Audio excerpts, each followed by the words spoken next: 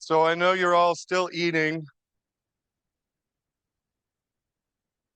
and you can continue to keep eating, and you can ask for seconds of that, whatever that is. What do you call it? What do you want to call it? What? Booths? Booths. Moose. Oh, I was like, Easy. booths. What? Moose. Yeah, that's right. Chocolate mousse with the, yeah. Yeah, I thought Yeah. too. I was hoping. Okay, yeah. Well, maybe there'll be another one waiting for you. Okay. One thing I wanted to mention, I want you to look at that right there. That's our new logo. And that is thank you to Matt Edwards. Where is Matt? Where is Matt? Matt's right there with his hand up. Matt did that for us and we love it. And so you've been seeing it everywhere in the program and up there and on our table. And just wanted to give him a shout out.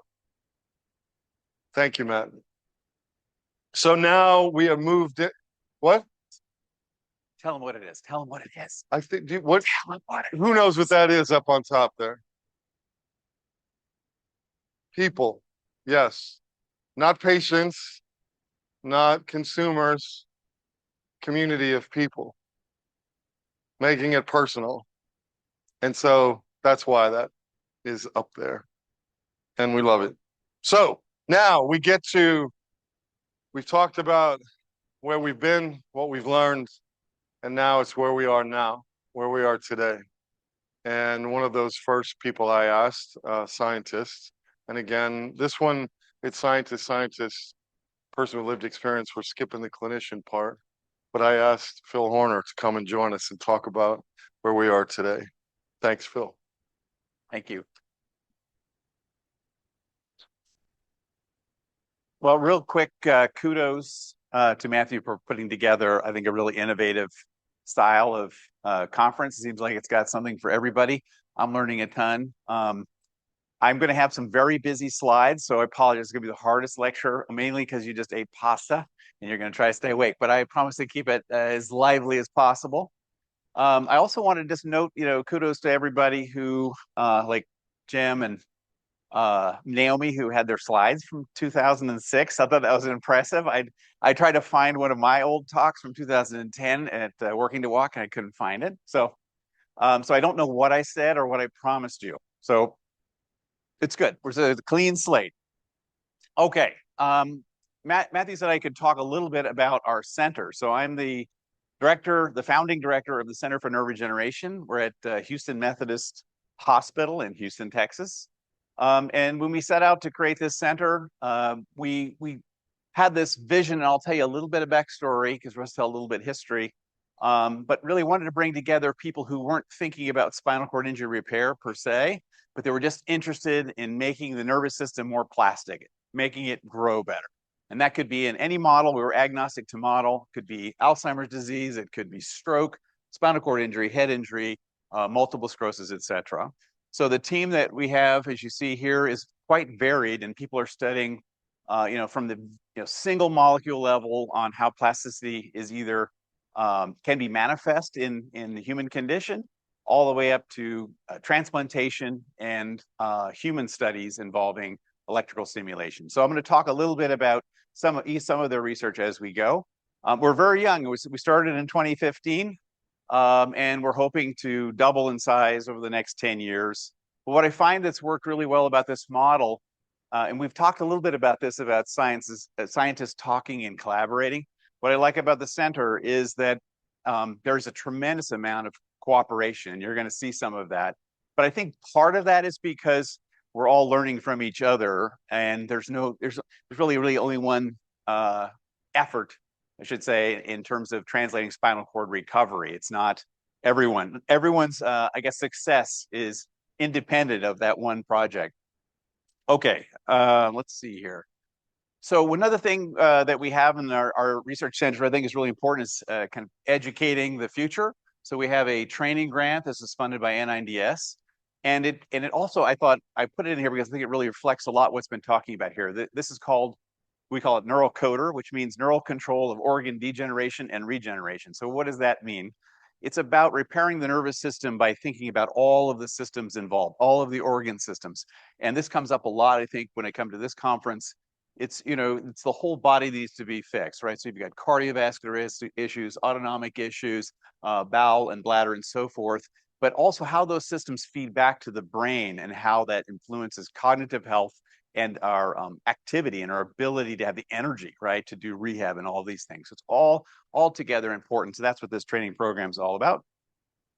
And then in our a way of sort of expanding and networking, the trainees really form this network, and these are just different investigators at the Texas Medical Center. And these are just showing you all the different projects. They're not all spinal cord injury related, but they're all plasticity and repair related. And one of the things we've talked a little bit about Christopher Reeve, one of the things that when I met Christopher Reeve many years ago, one of the things that he impressed upon us and our group when we met is that, if you cure spinal cord injury, you say cure spinal cord injury, you cure stroke, you cure everything else, right? And I think it's a mentality that we need to have in terms of bringing researchers together from disciplines that aren't necessarily in the spinal cord. And I have colleagues, I won't embarrass them here, but some colleagues actually think that the spinal cord is part of the peripheral nervous system, and I have to remind them, no, it's part of the central nervous system. It's just an extension of your brain, and we're all working together to make things grow better. So, and one last point just about the center, and I'm going to show you, I'm going to try to be a little bit provocative. We heard earlier that some of you are tired of hearing about stem cells. So I'm going to try to be a little bit provocative here in that regard. But so one of the things that we do is we have an endowment, a very special gift from a donor. And again, I think it fits into this whole theme I'm trying to tell you about in terms of the center. This is it's a grateful patient who had a stroke and wanted to give us a relatively significant endowment.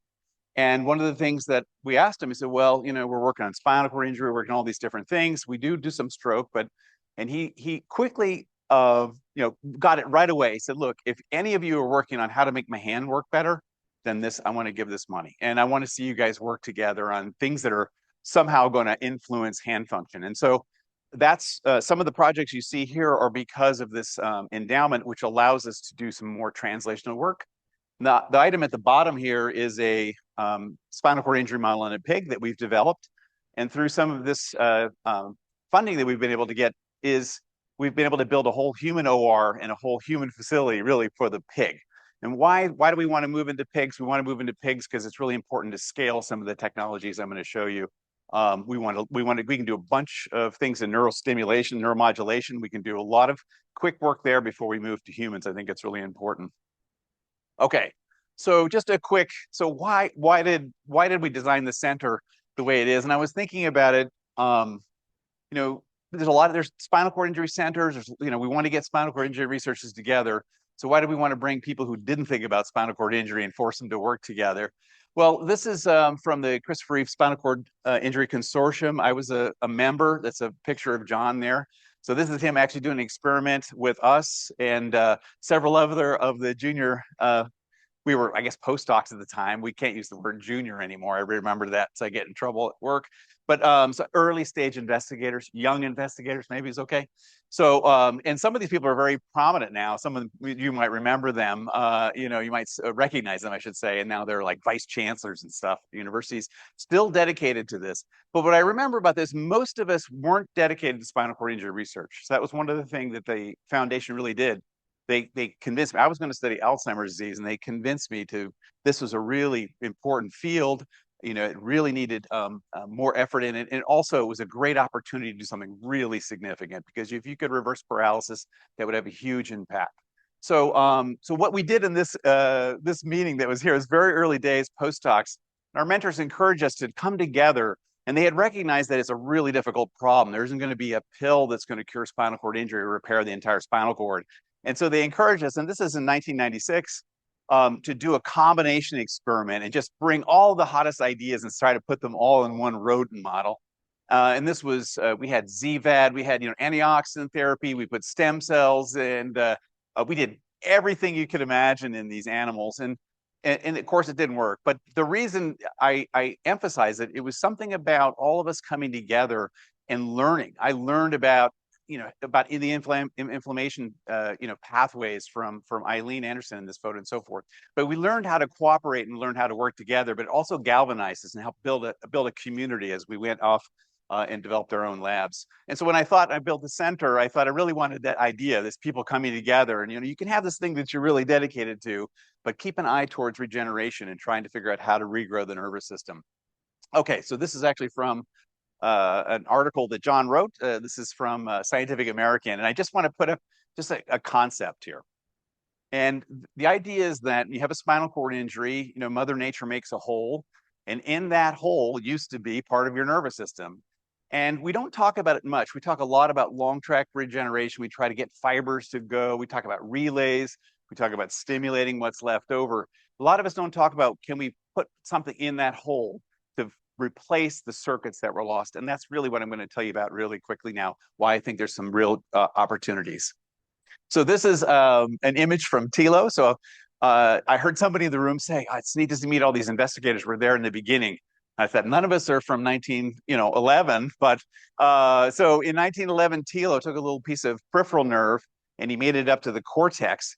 And if you just look to the right in B there, on the side there, you see a few fibers going between those two stumps. And that was a revelation for TILO, who said, well, there's some adult neurons can grow. They can grow. And what's exciting about that is ignited the field in interest. But what's sad about it is we still don't know how to grow fibers really much further than what you see TILO did. We can grow a small number of nerve fibers, some distance. And what we really don't know is how to get them to connect where they need to be. And that's, I still think, a huge scientific problem. So I'm going to show you something that's kind of, hopefully will meet that technology midway. I think that something is passing it up and it's going to be a revolution. So on the right there, that's a salamander. So what does regeneration look like? So if you look to my right, or to your right, I should say, that those green cells in the lower panel, and then there's some red cells. So this is a regenerative species. I could put a whole bunch of, I could put a fish up here or whatever, but animals that regenerate their spinal cord, the first thing they do is they start to make new neurons. Okay, and that's what those little red cells are. They do that in 24 hours. They start making the circuitry you lost. Mammals do the opposite. We make everything but those neurons, and it's very resistant to doing it. And that's what, okay, that's a tribute to them. That's what they look like. They can also regrow their limbs, which is pretty cool. All right, so this is a table I put together. You don't have to read it. I'm just going to tell you two important points about it. So in the 60s, there was the advent of fetal tissue. This idea was we could fill that hole with fetal tissue. We could, it had all the capacity. Thank you. We had all the capacity to replace circuits with fetal tissue. That was the idea. And we did, and we heard about Paul Ryer's work eventually ending in culminating in one of the first clinical trials, putting fetal tissue in syringomyelia patients. So that's in the 60s. It comes through in the 80s. But that first mark of the blue line here is a new technology, and many of you have heard about it. How many of you have heard of induced pluripotency? You probably have, right? So what this is that this was Yamanaka's study, published in the 2006 era. And the idea was that you could take a cell in a certain state and you could convince it can be in a different state.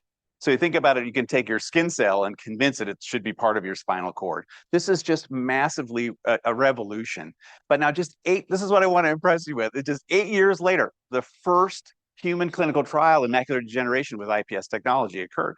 And many of you may not have heard of it, but we're actually putting human IPS cells in the macula and that's a neural tissue, right? So that's incredible to me. And then what I'm going to show you next should also, I think, surprise you. So that sort of range of discovery is just really accelerated from this idea that you can manipulate a small number of genes to transform a cell state. So what does that look like? This is fetal tissue in the spinal cord, and the light blue is what your spinal cord should look like on the top panel. After injury, you see that gap. Then you can put fetal tissue in there, and you see all the red. That is a glucose metabolism. So you can put fetal tissue and you get all of this energy going on, but it doesn't really improve function very much. So I want to raise this question to you, is that, we have stem cells. Fetal tissue is essentially stem cells, but it's like this pile of, multipotent cells that have lots of potential. And the question is, how can we get it to become the wiring of the nervous system. How are we going to get it to become the wiring of the nervous system? And we knew this was the problem. All of us working with stem cell biology, this is a roadblock that's really significant. And it was really this discovery by Yamanaka, and you got a Nobel Prize for it, was that we could probably continue that technology and make almost any part of your spinal cord we want. And now, this is the most complex slide, but I think it's really important to understand. So when you move, like you said, flexion or extension, there's groups of muscles, right, that are innervated by neurons.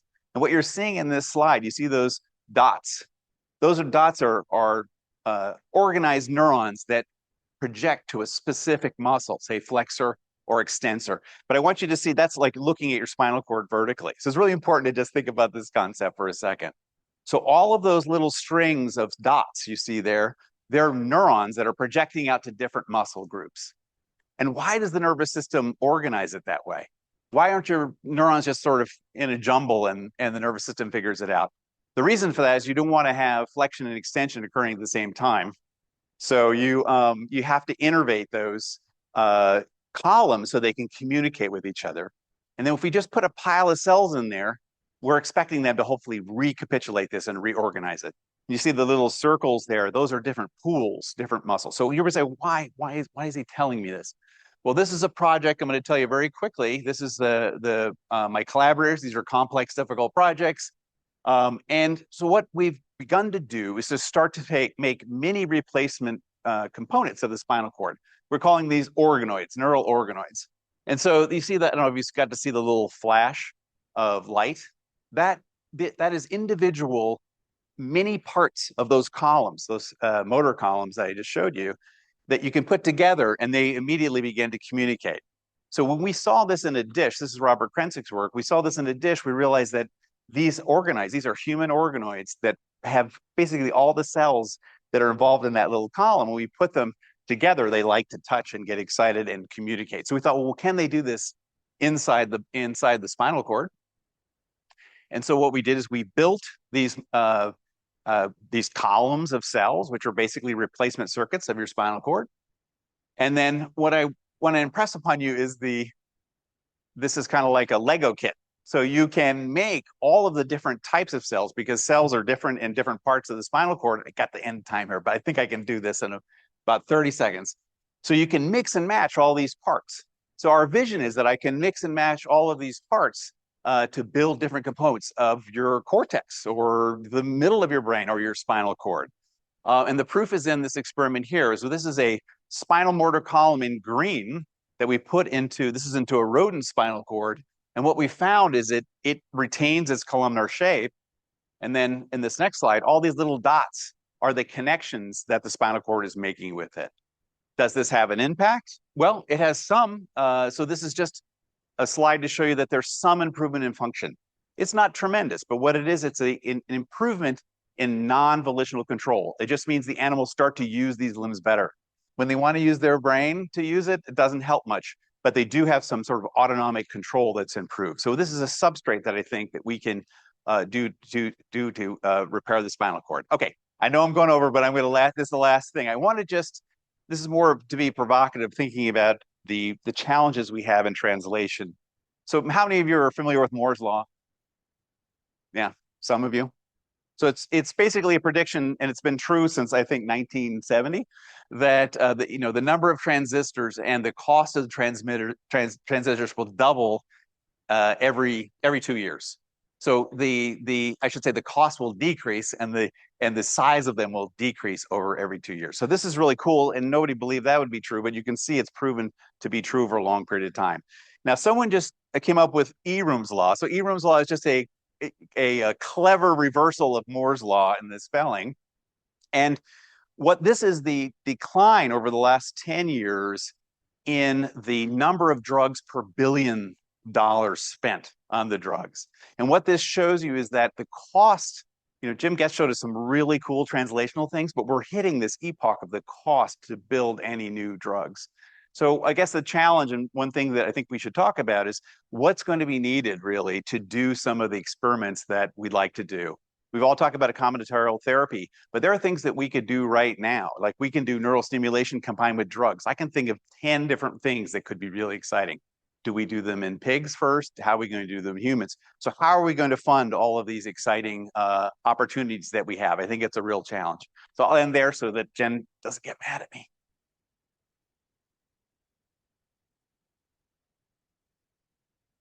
Is that okay? Yeah, it's okay. Except you didn't mention the one STEM and what? STEM, no, STEM and what? Come on, you can't forget already. STEM in, are you talking about minors? Yeah, I'll talk. Let's bring it up later. STEM and psilocybin is what we're talking about because Phil's colleague, Dmitry Sayenko, invited me down to Houston Methodist, and I shared with him some thoughts about psilocybin and spinal cord injury. And there happened to be a grand rounds of person presenting on psilocybin. And then we proposed a project with David Darrow back there and Phil Horner and Dmitry Sayenko, psilocybin and STEM. This is Jen Dulin. And Jen is going to tell you about a paper that's getting a lot of attention about money and research. All right. Thanks, Matthew. It's really a pleasure and a privilege to be here.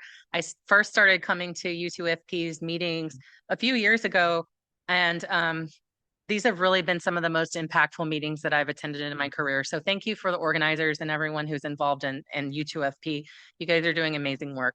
So in 15, okay, I'm going to start my timer now. In 15 minutes, I'm going to tell you a little bit about how research priorities have changed over the last 15 or so years, maybe a little bit more than 15 years. And so Naomi Kleitman earlier mentioned this really fantastic book that was actually published in 2005, now more than 20 years ago, where research priorities for spinal cord injury were discussed and published. And I highlighted some areas that I think are particularly interesting from this book. Spinal cord injury research should focus on preventing the loss of function and restoring lost functions, including sensory, motor, bowel, bladder, autonomic, and sexual functions, eliminating pain, spasticity, pressure sores, and depression. So what I want to talk about today is whether our research in the past 15 years has necessarily aligned with these priorities. I really like this quote from Jim Frick. He was the former vice president for PR at Notre Dame University. He was in this position essentially tasked with raising money for Notre Dame University over the course of 20 years. He turned their endowment around from 9 million to like 200 or 300 million. His quote is, "Don't tell me where your priorities are. Show me where you spend your money, and I'll tell you what they are."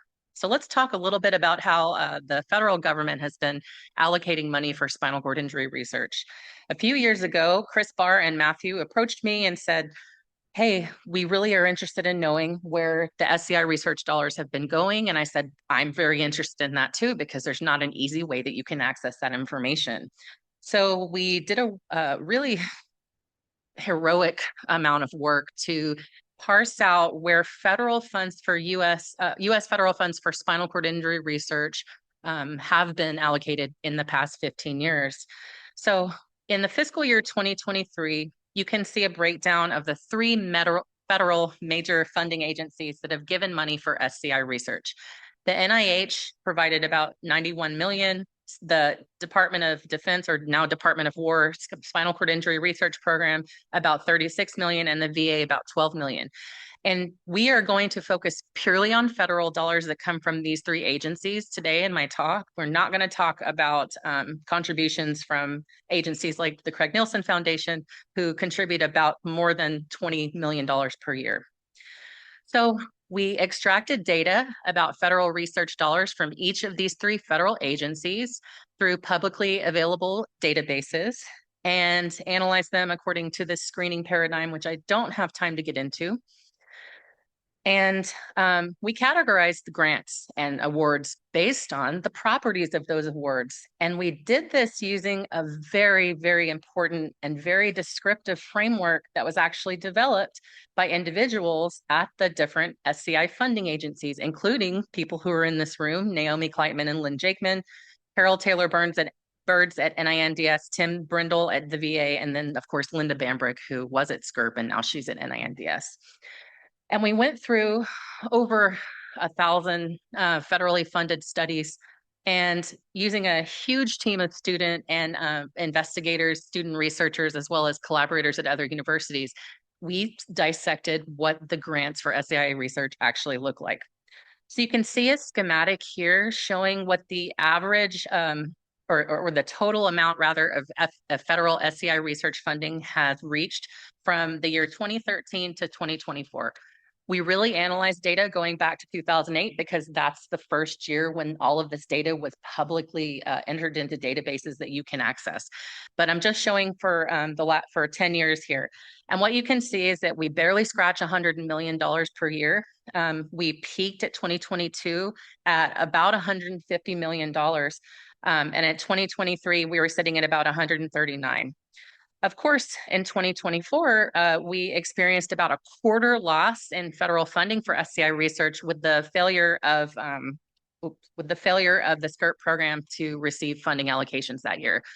Thanks very much to the advocacy by many people in this room, SCIRP has now been restored, and that is a really big gain. Really big gain for everyone in this room. So on Tuesday, we're actually going to go to the Capitol and ask them to give us a little bit more. So the most highly funded research areas include things like regeneration, neuroprotection, and commonly visible side effects of spinal cord injury, including walking and hand function. This is not a surprise to anyone in this room that these are the topics that receive the most research attention. However, there are really dramatically underfunded research areas as well. Anxiety, depression, bowel and gastrointestinal health, cardiovascular function, pressure injuries, and sexual function and fertility are woefully underfunded and have been for some time. In fact, anxiety and depression research has received only about $300,000 since the time, and actually this is since 2008, not 2017, that's mislabeled. So going back to the research priorities that were set forth in 2005, it seems that the research that we're doing doesn't necessarily align with these areas of high priority for those living with spinal cord injury. In fact, NASCIC conducted a poll in 2019 and published it here. And, I can't use a laser pointer, but the green bars, and I know this is hard to read, but the green bars are the areas of priority for people who responded to this poll who are living with spinal cord injury, sorted by the left are the highest priorities and going down to the right. Pain, bowel, bladder, and independence are the first 4 top-rated priorities for people with SCI. And the gray bars are the amount of federal funds that's proportioned or apportioned to each of those areas. There are only 2 areas where the amount of federal funds are disproportionately higher than the community need, and that is for movement and mobility and actually respiration research. Although it's very lowly funded, it's overfunded compared, or it's more highly funded compared to its relative ranked priority. So over time, and this graph is really just a heat map where each column is a year from 2008 to 2023, which was the last year that we had data for when we did this study, is showing areas of funding over time. So as you can see, the top 4 highlighted areas, SCI neuroprotection and regeneration, walking and hand function, have remained relatively high, although you might notice that regeneration has received relatively more money since about 7 years ago, starting in about 2017. But all of the areas that are highlighted in kind of a beige color at the bottom are all areas that are secondary health effects, and they are bleakly funded. They are very, very low compared to the areas of higher priority, and that's consistent.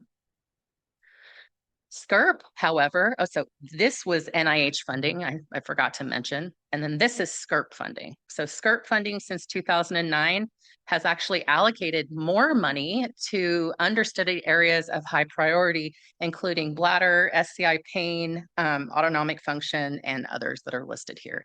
And I should mention, you can scan that QR code. These are open access studies. Anyone has access to them. So the first time I worked with U2FP, okay, I have 7 minutes left. This is awesome. The first time I worked with U2FP was with a former PhD student of mine, Valerie Dietz, Dr. Valerie Dietz now, who's working for Boston Scientific in the devices space. And she came to me one day and said, I really want to do a systematic analysis of spinal cord injury clinical trials. There's nothing like that out there. And I'm trying to write my dissertation. And it's really annoying that I can't like look back and summarize all the clinical trials that have been done. And I said, that's a good idea. Let's do that, Valerie. And she said, I really want to involve people with lived experience in this analysis and in the process of writing this paper. So that's when we first got introduced by Murray Blackmore, who's somewhere in this room, to Matthew Roderick and the folks at U2FP who actually worked with us on this study. And you can access Valerie's study by going to this QR code here. This was published now 4 years ago in a Frontiers journal.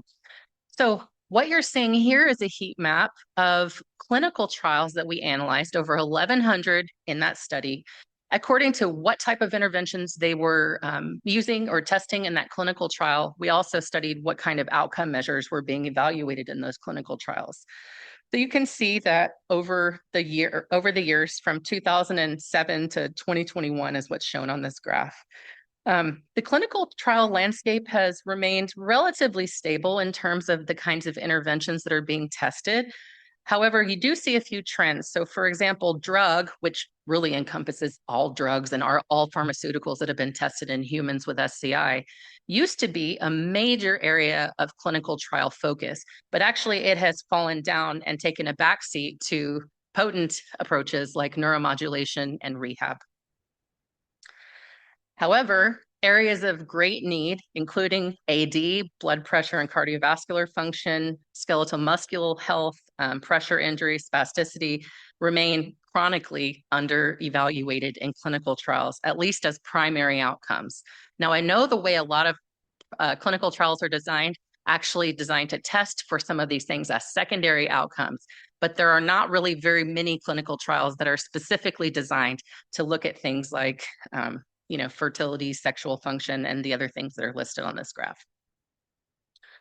So the wonderful SCI 2020 meeting really was revolutionary for many of us in this room and in this field. Lynn Jakeman did an amazing job in putting this together, and the results, or one of the tangible results of this meeting at least, is this white paper that was already brought up, so I won't discuss it in depth.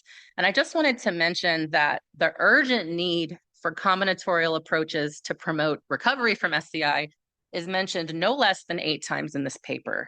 And it was mentioned by Dr. Horner, who just gave a talk before me. We all know that we need to do combinatorial therapies because there's not going to be one magic bullet that's going to cure someone's spinal cord injury.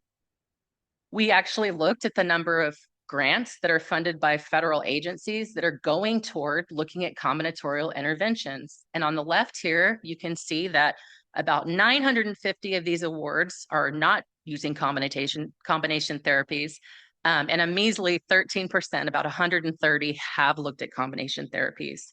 Of the therapies that are being combined are really mostly biological, cell and tissue therapies, drug interventions, and other things like growth factor therapy, but not things like rehab and neuromodulation, which Dr. Perez will talk about in depth in her talk tomorrow. And in terms of clinical trials that have been conducted for spinal cord injury, the top intervention that has been utilized is rehab, and the second top intervention that's been utilized is neuromodulation. So there seems to be kind of a disconnect between what's being evaluated in clinical trials and where the research funding dollars are going toward. And part of that reason is because the NIH doesn't fund at this time clinical trials. This is a heat map of the types of readiness, the studies that are being funded along the axis of readiness. So on the very top row is just basic research, learning about the spinal cord. The second and third rows are what we call disease-related basic and preclinical. These are animal studies where we may be testing therapies and we may be testing functional outcomes, but it's really pretty mechanistic. Clinical phase 0 or EFS is really human studies that are not clinical trials, but may be looking at small sample effects of whatever therapy in people. And on the fifth row, you can see that the clinical trials start here. So phase 1 and phase 2 clinical trials are only being funded by SCRP. They are 95% of the funding. Whereas NIH focuses on basic research, VA really focuses on preclinical and early phase human studies. The SCRP is the only funder of clinical research. We lost SCRP once, thanks to the advocacy of people in this room, we got it back.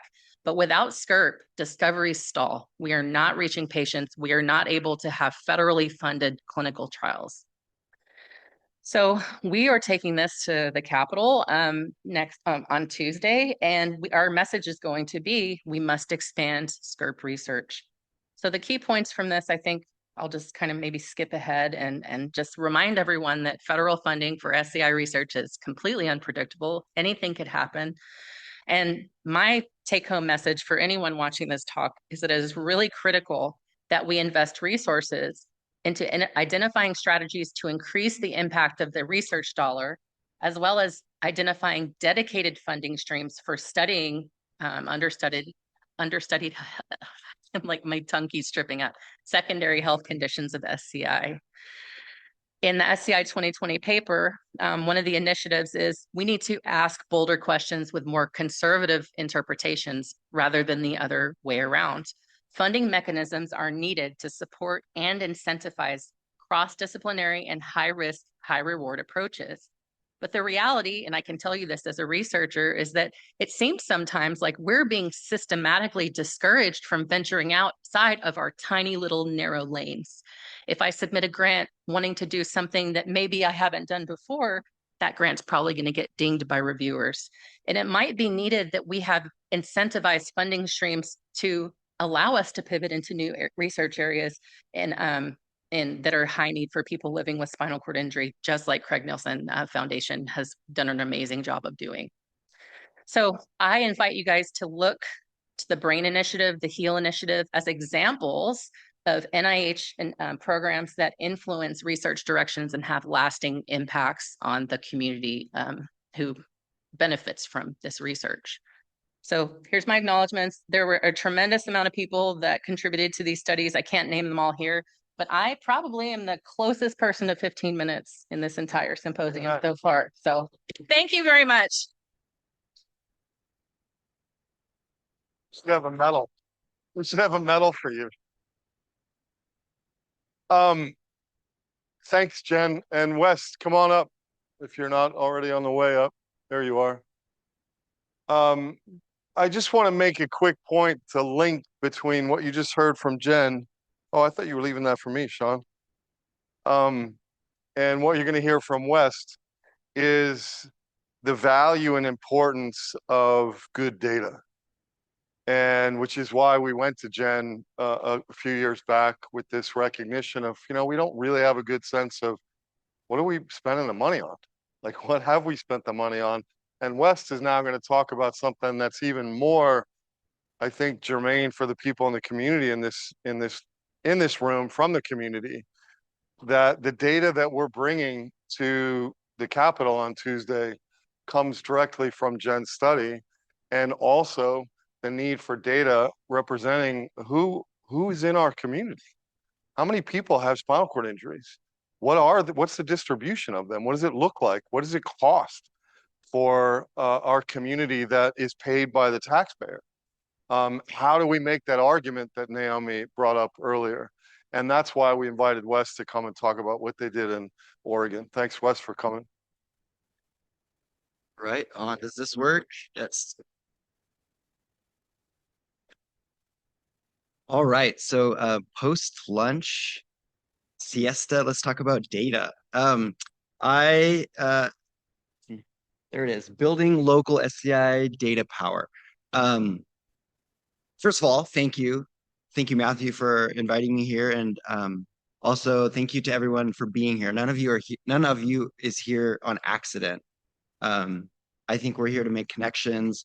We're here really to become curious and discover what we can do and to take the fight home. So I'm really excited to be here and excited to make connections and learn.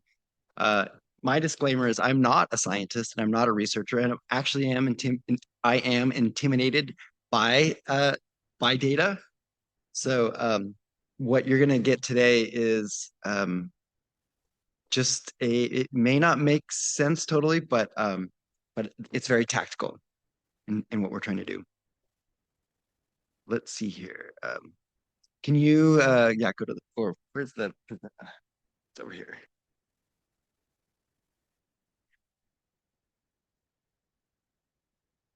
Okay.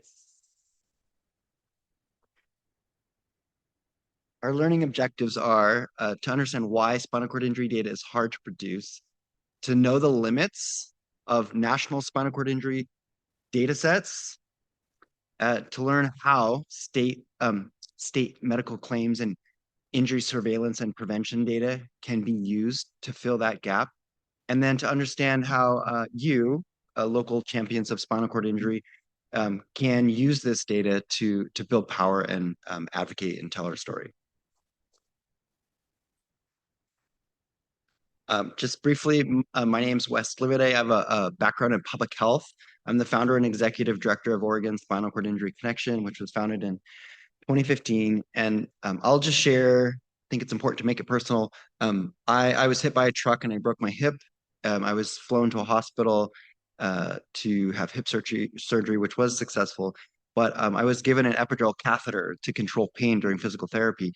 And the road rash on my body, I think, introduced an infection. And so over the course of 10 days, I got very sick and I became paralyzed. And that experience really galvanized my public health focus and it set me on this journey. So that's why I'm here with you today. And I think we should make it personal. This is just a screenshot of our webpage, Oregon Spinal Cord Injury Connection. We're doing some cool stuff and you'll learn a little bit more about it as we go. So this is a bit aspirational, but what would it be like if every state had prevalence, incidence, demographic information, data on spinal cord injury? What would that look like? And why can't we have it? I think it's possible, and that's what I want to share with you today. I want to share what I stumbled upon, and I don't know if it's possible, but I think it's a place to start. Basically, using medical claims data, using public health data that does already exist to create state level data. Let's see here. Okay. After my spinal cord injury, I was studying public health, and one of the first questions that I asked was, well, how many other people are there in the state of Oregon with a spinal cord injury? And to be honest, my professors and other people in public, they couldn't answer the question. Nobody knows. And I proposed some like silly ways that we could start asking people who knew people. And people kind of, researchers and some of my professors laughed and like, it's really hard and it's expensive to develop and fund a rigorous population-based study to learn about how many people in the state of Oregon have a spinal cord injury. But apparently I wasn't deterred. I don't think it's true. It is very rigorous, but my curiosity continued to propel me to find some kind of answer. As funding is really important to spinal cord injury communities and to research, you need data to get funding because it just demonstrates a need. And you need data to keep funding, to demonstrate that you're making improvements or you're making changes that you set out to change. You need data to not be invisible. If you don't have data, if there's not like basically in our state, the state health improvement plan, we don't show up. There's no place I can point to say, look at this dashboard. There's 500 of us, and so we're invisible. And data allows us to become a priority, to advocate and to show our legislators how much our care costs to our health system and why they should incentivize certain kind of funding or policies or programs to improve our health outcomes and our quality of life. So they're not spending so much money on emergency room visits. And basically power. Like if you have data, data is basically in the United States, and this is the problem that I'm kind of speaking to and I discovered is that how many people know about the National Spinal Cord Injury Statistics Center? It's the place that I went to find out how many people had a spinal cord injury in the state of Oregon. and there it wasn't there, you know. And so then I tried to use some like public health statistics, extrapolation, weighting, you know, the population of Oregon and blah blah, like whatever. It's not helpful. So the funding for that, for the model system, the funding for the National Spinal Cord Injury Statistics Center, it's threatened right now. And it's when all of that, all your eggs are in one basket, not only do the scientists and researchers there kind of quote unquote have all the power, they get to decide and like make the definition of who is counted and not. There's also biases and that kind of influence who's counted, you know, who has health insurance, who goes to those centers, and how are we counting those people? So let's move on. Why is it so hard to count? The number one thing that I discovered is you have to have a definition, like who's in and who's out. And I'm going to fast forward here. You'll see that there's a definitions point, there's an authority, there's rigor, there's cost. Those are all, they all are factors into why it's so hard to count. But I think examples will bear this out. As I mentioned, the National Spinal Cord Injury Statistics Center, like their definition of who gets counted and who doesn't get counted is quite explicit. It's discrete. It's traumatic, a traumatic spinal cord injury. And when you go there, you'll find this data is relatively recent. I think it's just from last year or so. Basically, the incidence is 54 cases per 1 million people in the United States. So about 18,000 people with traumatic spinal cord injury. And when I read that number the first time, I don't know, it's like, well, really? I'm one of 18, 18,000. I honestly am not. Actually, I wouldn't count. And so a prevalence of 300,000 people in the country. The bias there is who has health insurance gets counted, who has access to those health systems get counted, you know, and is that representative? There's some bias there. Not like intentional bias, but it's just set up in such a way that it can't factor in everybody. There's a lesser known, I guess, data set out there or a research study. It's called the Paralysis Prevalence and Health Disparity Survey.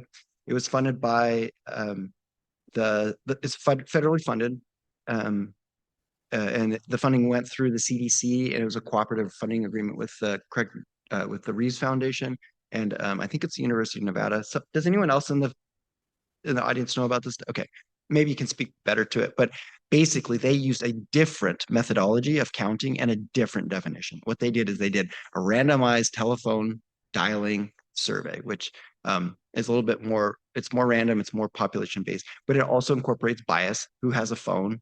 Who's going to pick up a random phone call? Who's going to take time to talk to these people? Okay. And then they also asked you, or do you have more difficulty ambulating or whatever? And if you said yes, then you got counted. And then they asked how or why, and you said, well, spinal cord injury, and then you got counted into that bucket. So the person that was responding to the question was the one that was indicating whether they had a spinal cord injury or not. So what did we do in Oregon, and why am I here? Just my curiosity. Let me make sure I'm on the same right. I'm moving faster than my talking points. So in the state of Oregon and in 24 other states around the country, there are data sets called all payer. It's something along the lines of all payer, all claims data set, APAC, all payer, all claims data sets at the Oregon Health Authority. So I apologize for the acronyms. I identified through my studies and stuff that APAC data has billions of dollars, billions of data points. I'm going to move quickly now. And it's medical using ICD-9 and 10 codes. We queried this data set and for spinal cord injury. And I'm wondering if the folks at the control center back there could click on full data set button. There it is. This is the data that and then what I would love for you to do is just kind of scroll down a little bit. This is some of the data that we collected. At the bottom, you'll see all all year demographics. You'll see demographics by year, geography by year, mortality data dictionary. And then would you mind actually scrolling that the tabs on the bottom across? We collected all of this data from this APAC data set, all payer, all claims data set. 24 other states have this data set. And so now, folks at the control center back there, can you go back to the slide deck? All of this is on our website. And if you if you can capture the QR code, you can go to the full report. This is what I want to show. Thank you, right there. There are 10,000 people in Oregon that are living with a spinal cord injury, and about 1,700 new spinal cord injuries each year. That's a lot. That seems like a lot, but these are ICD-9 and 10 codes for SCI, and they've been cleaned for mortality. So we worked with that group of people at the Oregon Health Authority to make sure that these are living people and they're unique. Can you go to the next slide? The interesting thing is cost. Like in 2022, approximately $386 million was spent on annual healthcare spending for people living with spinal cord injuries in the state of Oregon. And let's just keep going to the next slide. Rehospitalization rate. So what I'm not able to get into right now is the depth of data that we got. We got we got a proxy. This is a proxy for spinal cord injury incidence, prevalence in the state. We got healthcare utilization and cost. And that all bears out in this data. Can you go to the next slide? This is something that I didn't share with Matthew, but basically we are also working with the Oregon Health Authority Injury and Violence Prevention and Data Research at Oregon Health Authority. And if you can scan that QR code, you will see this data is a bit different. It's hospitalization admission data and then emergency room admissions data. People come to the emergency room and they get diagnosed with a spinal cord injury. Then they may get discharged. They say it's not serious enough to hospitalize you. If they get hospitalized, that's the bar graph on the right. Those are spinal cord injuries that are serious enough, probably including they have some level of paralysis that they need to be hospitalized. You'll see those numbers in Oregon are about 550 per year, and 2025 is only half of the year. This is a different look at data, spinal cord injury prevalence in the state of Oregon. It's much different than the APAC data that I just showed you. It's not healthcare utilization. The APAC data includes anybody that enters the healthcare system at any point in a year, and they're unique ICD-10 codes for a person. This is just for emergency and hospitalization admission. And next slide. Next slide. I want to point you to these two URLs, and I don't think we need to go there to the folks in the back, but the first one is basically an all pairs claims dataset council. And if you clicked on that URL, it would pop up a map of the 25 states that also have data sets that we have in Oregon. The second one is the Council of State and Territorial Epidemiologists. I did not do this data analysis. We had epidemiologists to help us. And this is a council of epidemiologists around the country. And if you click on that URL and you go to committees, you'll see an injury surveillance and prevalence prevention committee. What I'm proposing is you can reach out to those epidemiologists to invite them to consider working with you on collecting this data. I am happy, next slide, actually maybe to the last slide. I'm happy to work with anyone here. Next slide, please. And talk to you about what we did. I can point you to our white paper and you can read about our methodology. And I think this is a way, it's a very tactical approach to how you can get data in your state and start having a little more power in your advocacy around care and cost of care. Thank you. Thanks, Russ. Yeah, stay up there. Phil, come on up. I don't see, oh, there's Jen. Come on back up. I want to put a point of emphasis on what Wes just said, because I was very excited to have Wes come and do a presentation on the work that he did to get the data that he did, the information that he did, because I did that a bunch of years ago in Minnesota so that we'd have the numbers to go make the argument in Minnesota to pass a bill, and then did versions of that in the other couple of states we worked. And just wanted to point out, like, I'm not a data guy, but when you go into a legislator's office and you want to make a case, number one, you better know what you're talking about. And number two, when you have this data, like what you saw up there, $386 million for 10,000 people, like legislators' eyes pop. John, you know, like how many times we've seen it in Wisconsin, their eyes pop. It's same. It's like basically the same stuff. Yeah. So that's why I really was excited for West and West's last bit, which is the invitation to you all, because again, that logo of people, that bottom up tension is the community itself can go get this data. So, and our suspicion, Wes and I in conversation, is that the numbers that we have are not right. They're underreported, and the numbers are very likely higher. And that changes a lot of things for us, a lot of arguments. So let's get to questions. I got a question here, or a comment actually. This is Jason Stover with U2FP. Okay.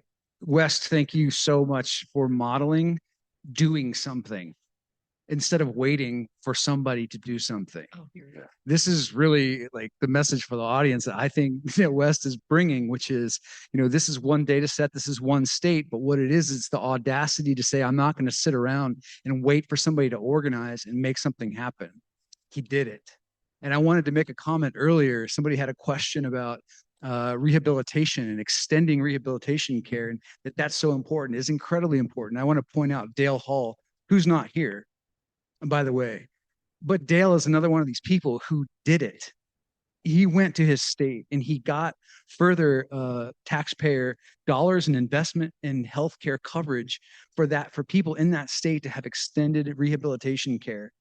These guys are who we need to be looking at, right? Because we have a tendency to organize and organize and organize and organize, plan.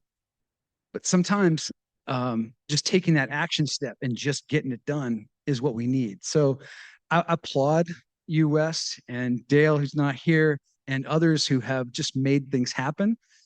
That's my point of emphasis on that. So thanks so much. Great. Jim. Yeah, I want to just pose a question to Jen and also to Phil.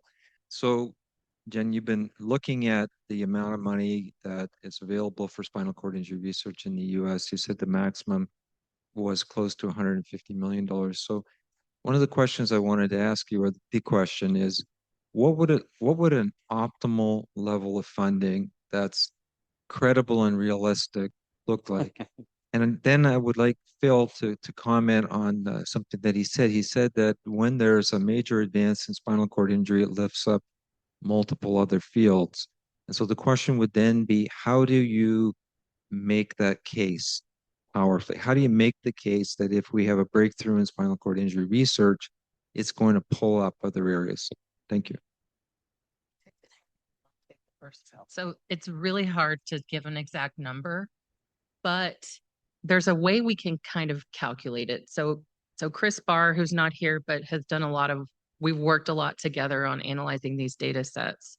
And he's a really, really good mathematical minded person, has basically argued that there's a term called disability adjusted life years, DALYs, and it's a metric of measuring the disease burden of different diseases and conditions. And so of the low prevalence neurological diseases, which I should have shown this in my talk, but I don't have the chart, such as ALS, Duchenne multiple muscular dystrophy, and multiple sclerosis. Each of those conditions has federal funding that's pretty commensurate with the disease burden, except for spinal cord injury, where the disease burden just in spinal cord injury comprises 1% of all of the disability adjusted life years according to the World Health Organization, which I believe is the organization that comes up with this metric. but is the least funded of all of those conditions. So if we were to extrapolate based on that data, it would probably be within the realm of about 3 times the amount of funding that we're getting right now to get us on a level that's commensurate with those other low prevalence neurological conditions. The minimum. Of course, as a scientist, I would say $1 billion, but that's not feasible. And you should know, just as a point of reference, Chris built a graph for us that we're bringing to Congress on Tuesday, which shows that exactly what Jen just referenced to make that case. I would just add, Jim, there's, you actually pointed out several ways in which the spinal cord injury field has led, particularly in translation, actually. And, how, I think the question is, how do we convince the broader community?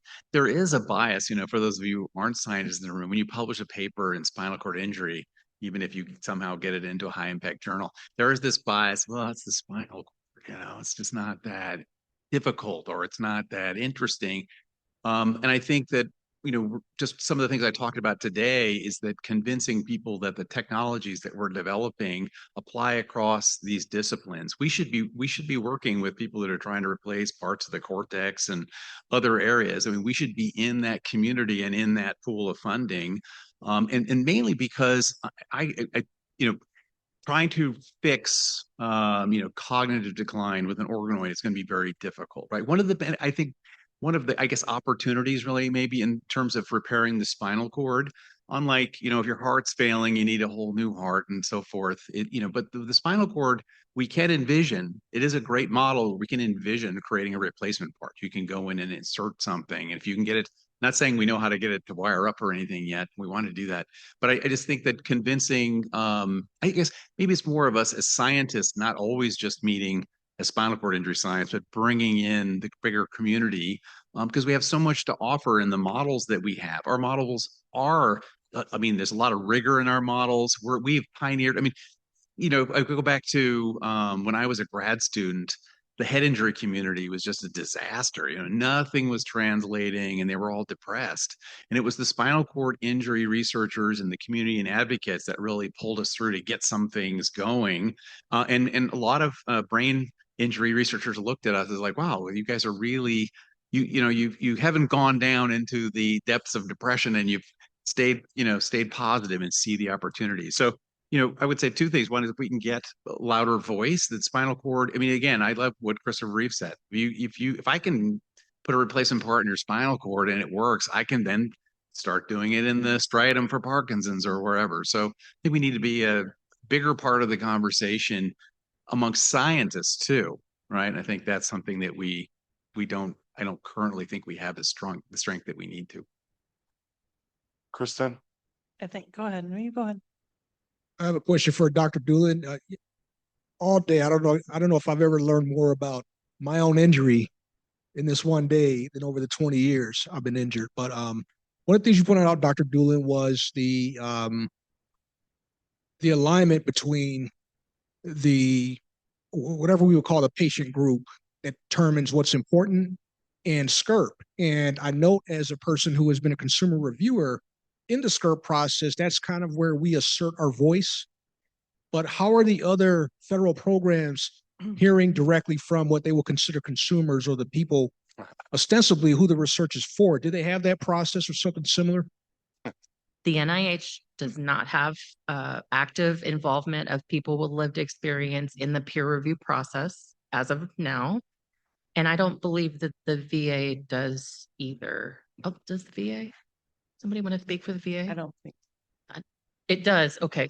I haven't reviewed for the VA, so thank you for correcting me.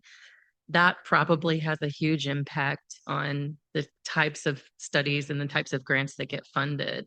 But as someone from the NIH might say, the NIH isn't the one who is setting funding priorities. It's investigator initiated, which means that I decide what kinds of grants to write and I decide what areas to study.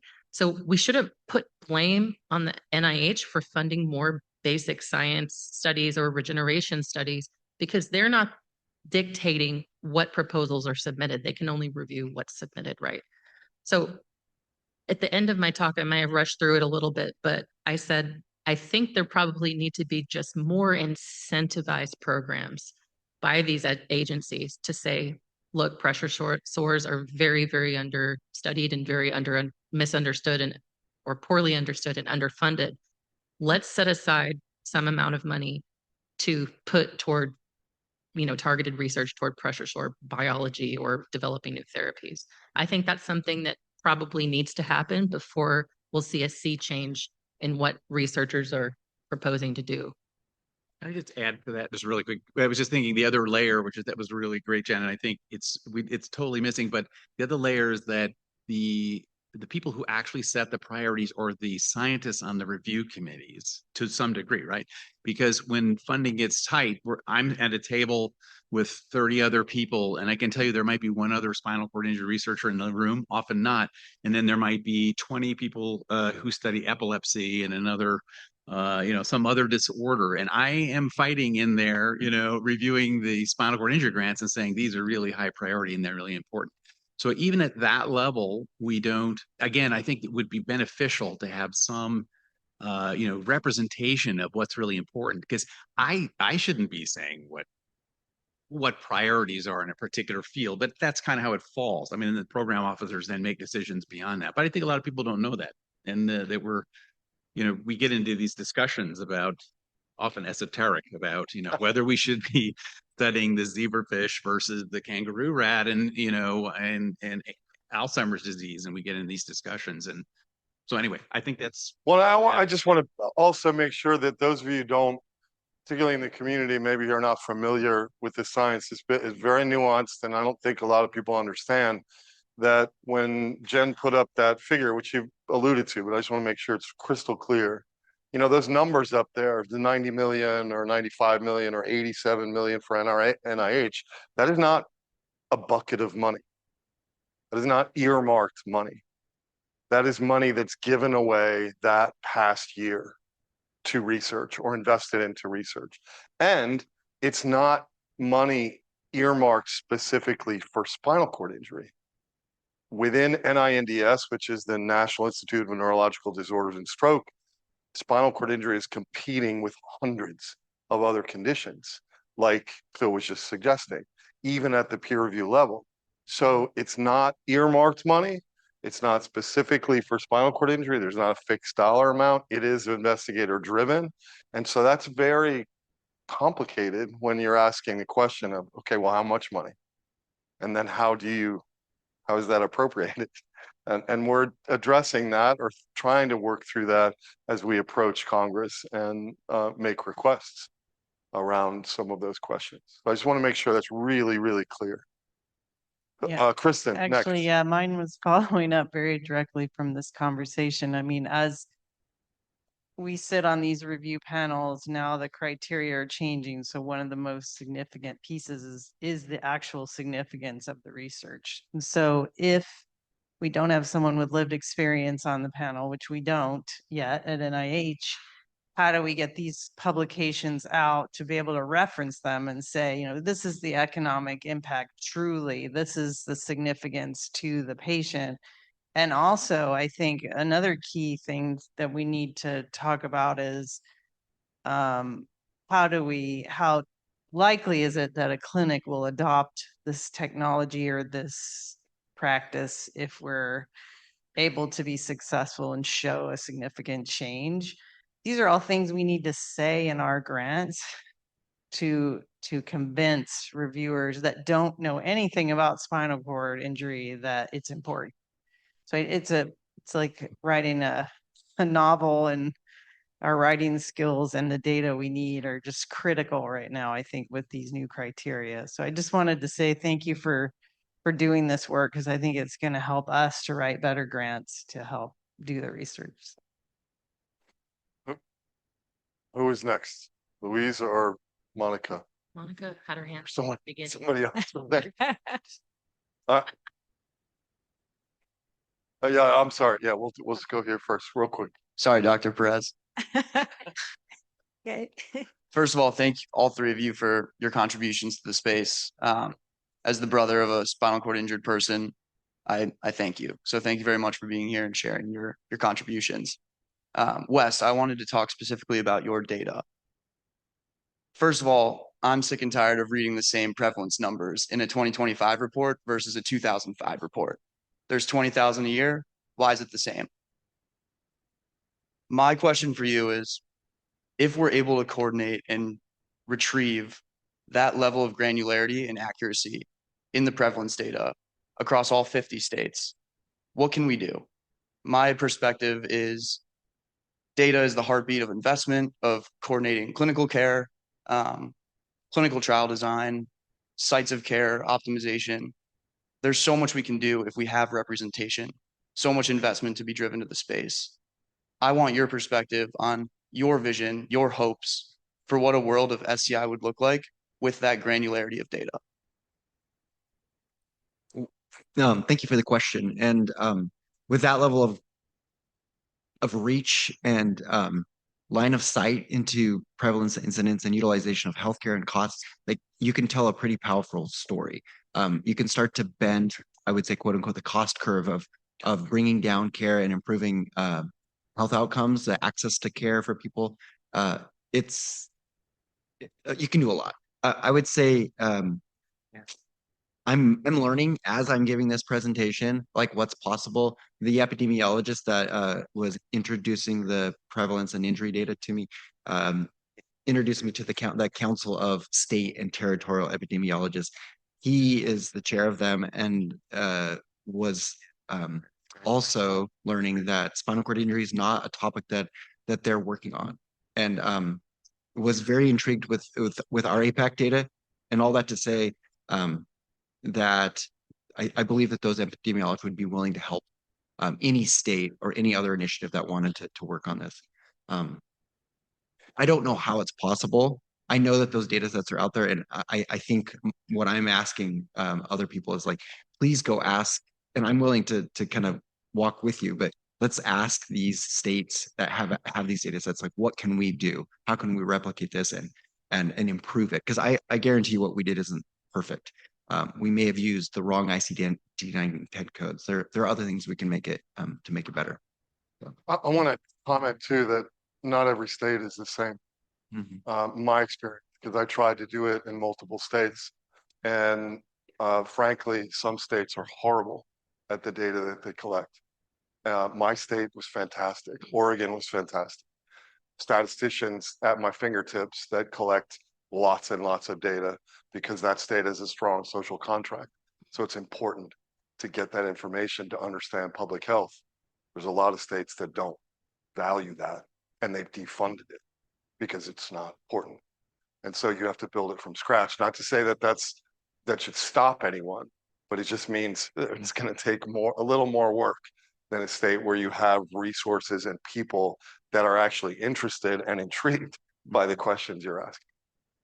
So just as a caution. One more, and then we've got to stop. Monica.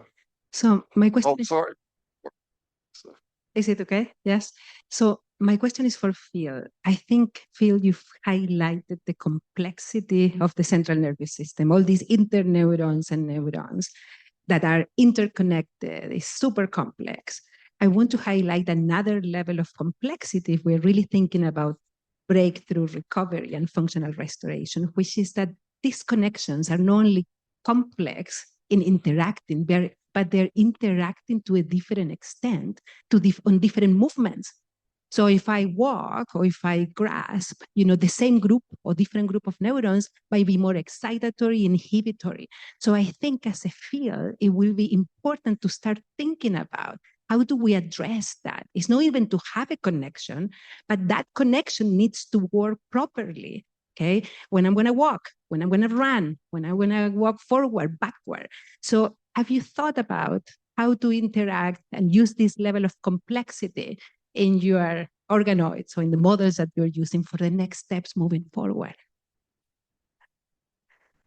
Okay, it's a great question, Monica. So I'm not even sure where to begin, but I think that, first of all, it's a great question. So one of the things that I would defer to is that I don't think we have a grasp on how to make long axons grow into these things and hook up. So what we're really talking about is what's the low-hanging fruit. But to your point is, can we get the local circuitry to work with this new circuit in a functional way? And I think the low-hanging fruit to me, which is what we're doing, and it's been good for getting grant funding too, is just to combine this with rehabilitation, electrical stimulation. So basically you're trying to recapitulate development, but over a short period of time. So you're providing the spinal cord and injured spinal cord with a whole bunch of new substrate to interact with, right? And then, but you also combine that with, directed electrical modulation of the pathway that you're trying to get to relay through that circuit.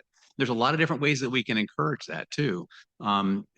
Beyond, specific electrical, targets, there's ways in which we can synchronize the graph, right? We can make them talk to the neuronal circuits that we want to, right? Without going into a lot of detail. So, but so to use an analogy or a metaphor. So I think about what I would say, my goal in presenting what I presented was that I feel like engineers, cell biologists, molecular biologists, et cetera, they're building an incredible, airplane, right? I mean, it's just like, it's this better than supersonic. It could go to Mars. But the problem is just what you're saying. So we need to figure out and be ready how to give this thing, it has lift, but where are we going to give it the thrust to actually work?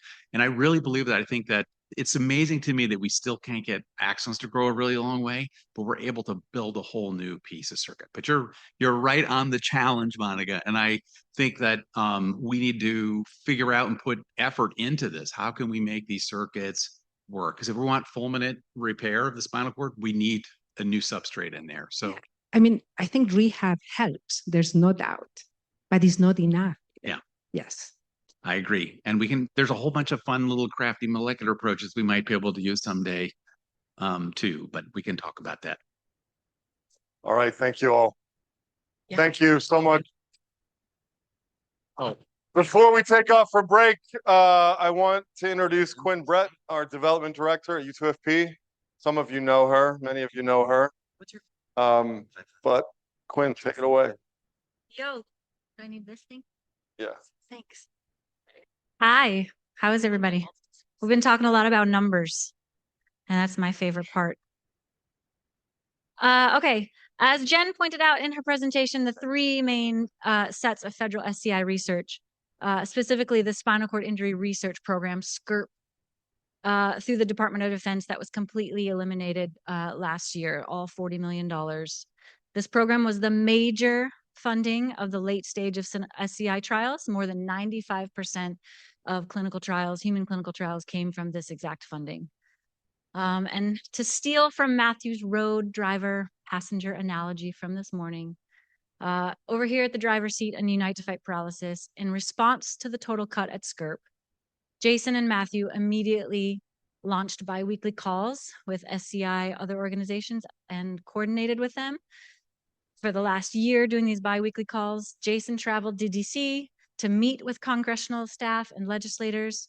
Jake and Jason both calling, emailing, organizing, building relationships with the people who make the decisions about where SCI research funding goes. As Jen also mentioned last week, through the passing of the Defense Appropriations Act, SCIRP was restored to $33 million. Not its entire 40, but 33. Heck yeah. And we are here this week. Oh, and for the first time, spinal cord injury was added to the peer review medical research program, a safety net for SCIRP if that ever goes away again. So we've made some progress in the last 9 months, thanks to Jason, Matthew, Jake, folks actually going to legislators' offices. Yes. And lots of other people.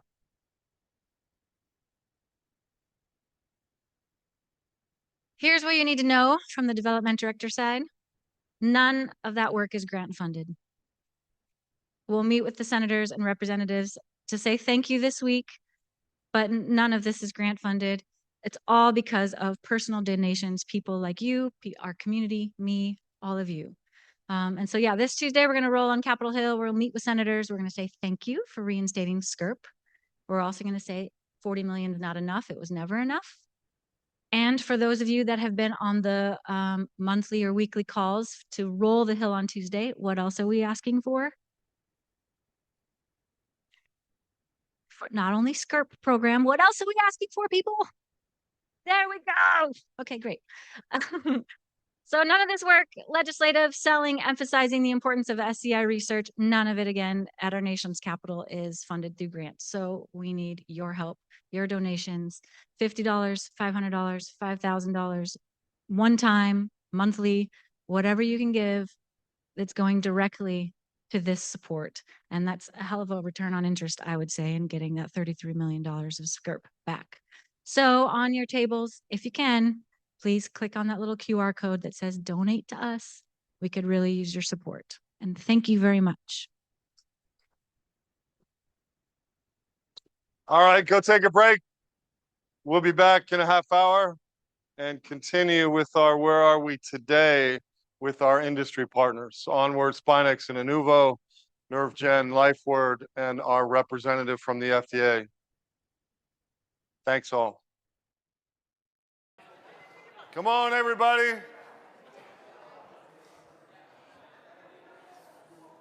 Come on back in, and remember, I got a job for you before we get started.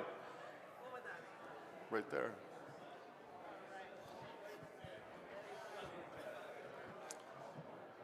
Come on back in.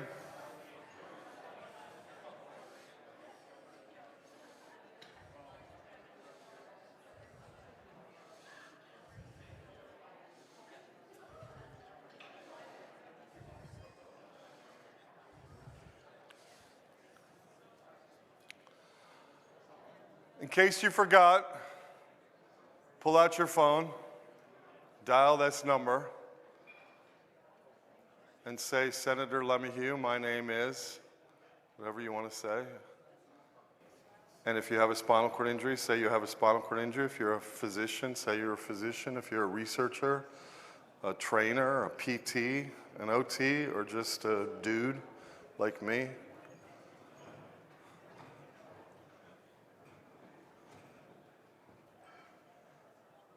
And leave a message.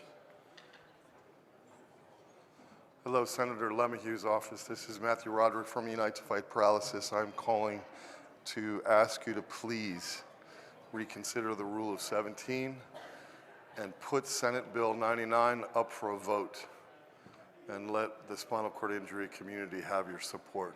Thank you.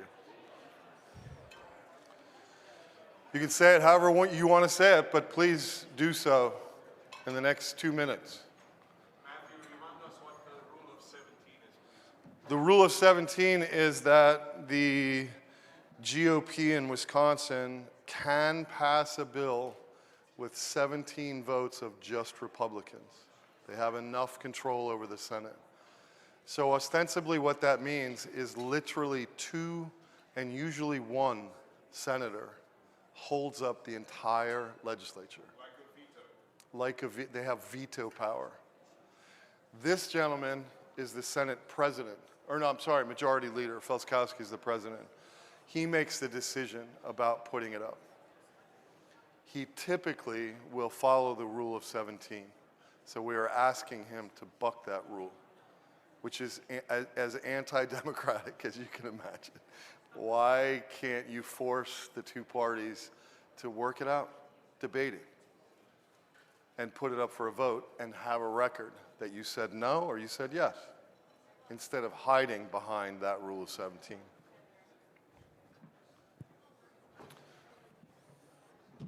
Come on, everybody who's out there getting tea and pens, come on up. I'm going to grab another chair for one of you who doesn't have a chair. Oh, thanks, Parag.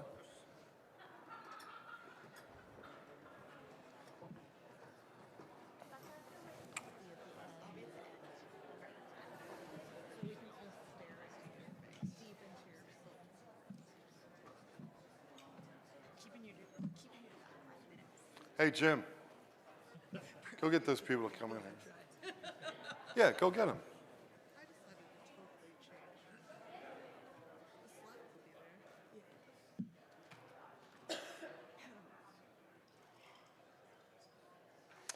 All right, I'd like you to welcome our next panel, which is Where Are We Today?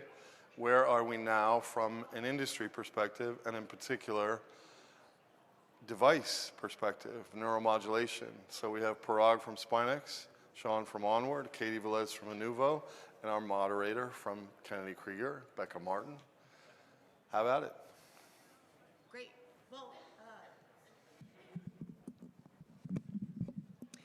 thanks to all of you for coming back in the room. Hint, hint out there. So I'd like to sort of bring us back to Matthew's road this morning. And here we have 3 cars that are traveling down the road. Our goal is the same, right? We've got a destination which is improving function after spinal cord injury, curing spinal cord injury. And so before we get too deep into asking questions, I'd like to give each of the cars here an opportunity to introduce their companies.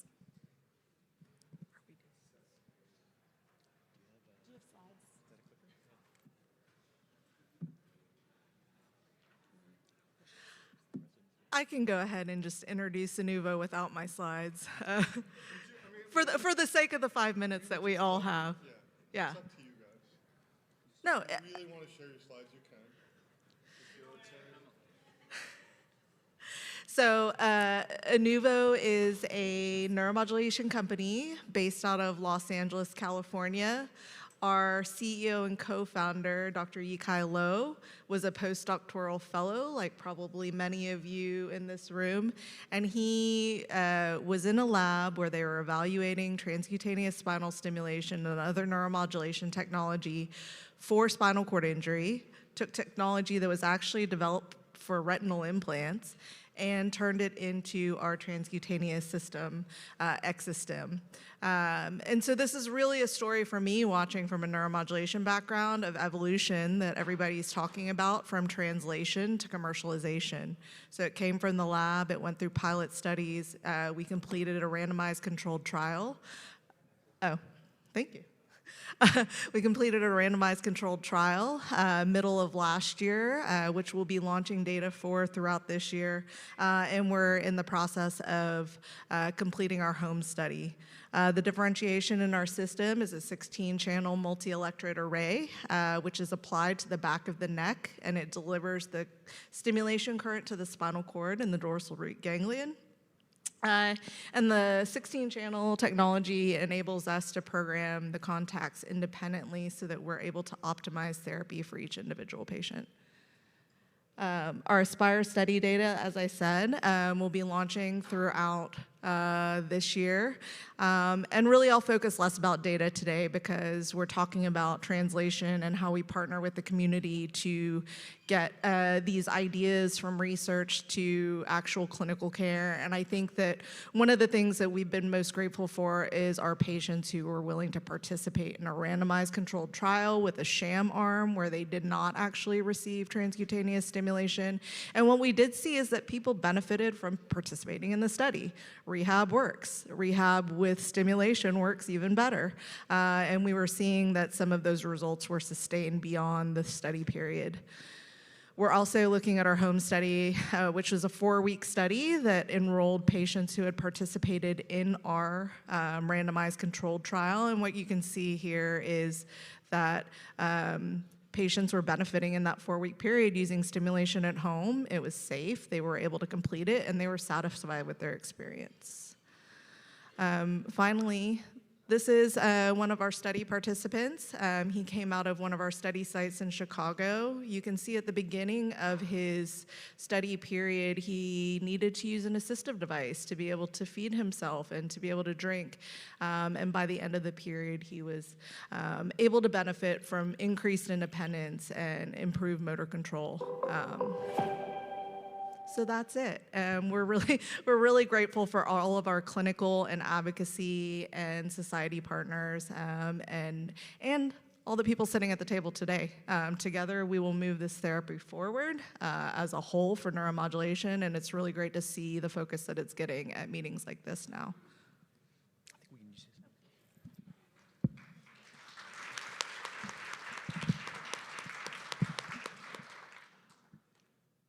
Hello, I'm Sean. I'm Sean Sciara. I'm the Chief Commercial Officer at ONWARD, and thank you very much to Matthew for offering a few minutes just to say a little bit about ONWARD in this audience. It's absolutely an honor to be here.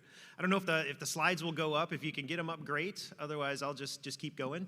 You know, at ONWARD, we are a family of occupational therapists, physical therapists, scientists, engineers, industry professionals that are solely focused on providing technology solutions that improve function and independence in people living with spinal cord injury. The company, if you can go maybe to the second slide, the company, oh, I'm sorry, thank you. The company itself, we are, I joke that we're kind of a late stage startup, very late stage. It's very, very strange to be a startup for as long as we've been, but the company was founded in 2015. We are headquartered in the Netherlands. We have a large research and development facility in Lausanne, Switzerland, where a lot of the work takes place. We're about 120 people kind of around the globe with a very large kind of growing population here in the United States as we focus on sales support, clinical support, and clinical trials. We are a publicly traded company, which is also kind of strange for a company our size. And you can see us all there. I'm in that picture. If you squint really hard, you can find me. We are a company that, again, we're really focused on developing a suite of solutions to go after the breadth of challenges faced by people living with spinal cord injury. That could be things like upper extremity function, hand strength, sensation. It could be lower limb, and it can be all of the things that are less visible around all the autonomic dysfunction. To do that, we don't believe that there is one technology platform that will be the right solution for all of those things. So we're advancing 3 separate technology platforms, and you can see pictures of them here. On the far left is the product called the ARC-EX. The ARC-EX is the external transcutaneous spinal cord stimulation system. That system is commercially available in the United States as well as Europe for both use in the clinic as well as use in the home. In the middle is the ARC-IM. That is the implantable spinal cord stimulator. That device just entered its pivotal clinical trial, and really great news here. Over the last week or so, we enrolled our first patient in that clinical trial. So we're very excited to be underway with the Empower BP trial. And the first indication you can see there is for blood pressure control. And then on the right, we have the ARC-BCI, which is a platform that takes the ARC-IM stimulator and pairs it with a brain-computer interface. And that technology is focused on the restoration of mobility. So that product is in its feasibility trials. It's been implanted in 7 patients, all of whom are performing and doing quite well. So we're very excited about where that technology will continue to lead us. Thanks for having us here today.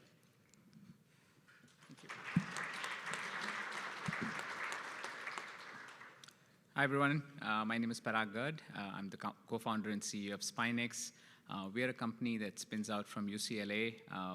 We were co-founded along with Dr. Reggie Edgerton, whom I quite fondly call as the godfather of spinal neuromodulation, and who's probably been involved in pretty much everything associated with spinal cord neuromodulation over the last couple of decades, probably longer. Our focus entirely is on the transcutaneous neuromodulation technology. We focus on every aspect of the human system that is impacted by paralysis, bladder bowel function, sexual function, spasticity, sensation, movement, as well as some of the other aspects that are not as often looked at, including breathing, coughing, and many others. Our first product, X-Step, was recently launched in Asia. And we've already delivered it to multiple clinics in the Asian healthcare system, working with about 2,000 patients a year, living with various forms of neurological conditions. We have complementary technologies that we are also developing in collaboration, with various teams around the country, and that's one of the ways in which we work, which is supporting clinical trials that are happening. To date, we have about 20 plus clinical trials that are treating over 300 patients happening in 4 different continents. Thank you for the invitation. Thank you for being here. Thank you all for being here. I'd love to continue the conversation about X-Step and the other technologies that we're developing. Great. Thank you all. So we're back on Matthews Road. We've got the 3 cars. I pull up in my fancy pink Corvette and I say, "Get in, losers, we're going to cure spinal cord injury," in my very best Mean Girls impression, because ultimately we are in the pursuit of some shared answers, and we answer to the people in this audience. And so my first question for you is about the balance between competition and cooperation, and where are the areas where you feel like competition is of benefit, and where might it make sense to cooperate, or where do you plan to cooperate? You want me to go first? I think competition, I always say this, competition breeds innovation. It keeps us on our toes. It ensures that no one company gets settled as a foundational fortress and stops innovating on their technology and on the science. I think cooperation is incredibly important when you're talking about how do we get this paid for, right? Because we all need to band together to make the same argument on why this technology and why this therapy deserves more accessibility and funding from CMS and private payers than your standard NMES and TENS technology. It's different. I'll be honest, that's a great answer. I don't have a ton really to add to it. It's the more people you have trying to push technology forward, the better. And it's not just getting the ideas to market. I think when you get a product to market, that's I always tell my team, that's not the finish line, that's actually the starting line. And when you get the product out there in the wild and people start to use it, you start to see all the different ways that you can make it better, all the ways you can extend the therapy, all the different ways that you can maybe expand the indications or do different things, working with kind of regulators and clinicians and others. And I think the more people that are pushing on that, the better for the category as a whole. But I think it also pushes the companies to each be a little bit better there as well. And then I agree with Katie 100%. You know, there are areas around advocacy that I think are absolutely overlaps, between us and a lot of others in this community. And then certainly as we engage the payer community, doing that as a bigger voice and as a voice that's kind of arguing kind of the same things and going to kind of fight those fights. I think Josh said it really well this morning that, you know, innovation is only part of the equation, but, you know, innovation without coverage doesn't really solve anything, because you don't get the product to the person that actually needs it. I think they've already covered pretty much everything that needs to be said. But the only other point I'd like to add is spinal cord injury is such a complex condition that it pretty much affects every organ system downstream, and everyone wouldn't be an expert in every single system. So that's where cooperation, learning from each other is going to be fairly critical to get the best form of treatment for individuals living with spinal cord injury. So what I'm hearing is there's space for 3, yes? Yes. There's space for many. Space for many. Great. And so what is the responsibility of the industry, of y'all, to people like me, the clinician, and how do you help us to select the one that's right for our patients? Will there be one that is right for some patients and not others? How do you see all 3 fitting into clinical care? And maybe we start at that end, so. Well, I think, you know, the way Sean explained it, you know, a single technology is probably not going to be the answer for every patient. So having multiple technologies, having multiple options is going to be critical to identify what's best for every individual. And I think our job as the industry partners is to offer, you know, the best technology that's available that we can develop, and you as a clinician can, you know, pick and choose what is best suited for your patient and deliver the best care for them. Yeah, I'd argue, I think, you know, I'm not a clinician. If I was, though, I think I'd probably evaluate these things on maybe 3 different kind of vectors. You know, one would be, and probably the most important one would probably be data. Right, so as everybody gets their data out there, you know, as you compare across, you know, safety, efficacy, and all those other things, making a determination based on how you feel about those comparisons, which one might be better.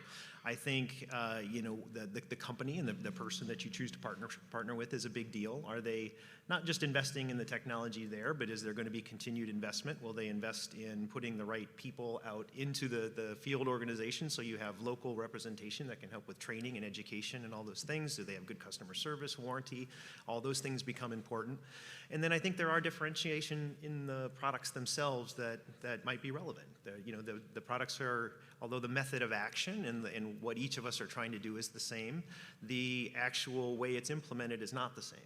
Waveforms are different. The programmability is different. So as a clinician, as you evaluate those things, they may be more or less important to you. I think at the end of the day, to steal something from you, the goal of all three of us is to say, how do we help you get your patients better faster?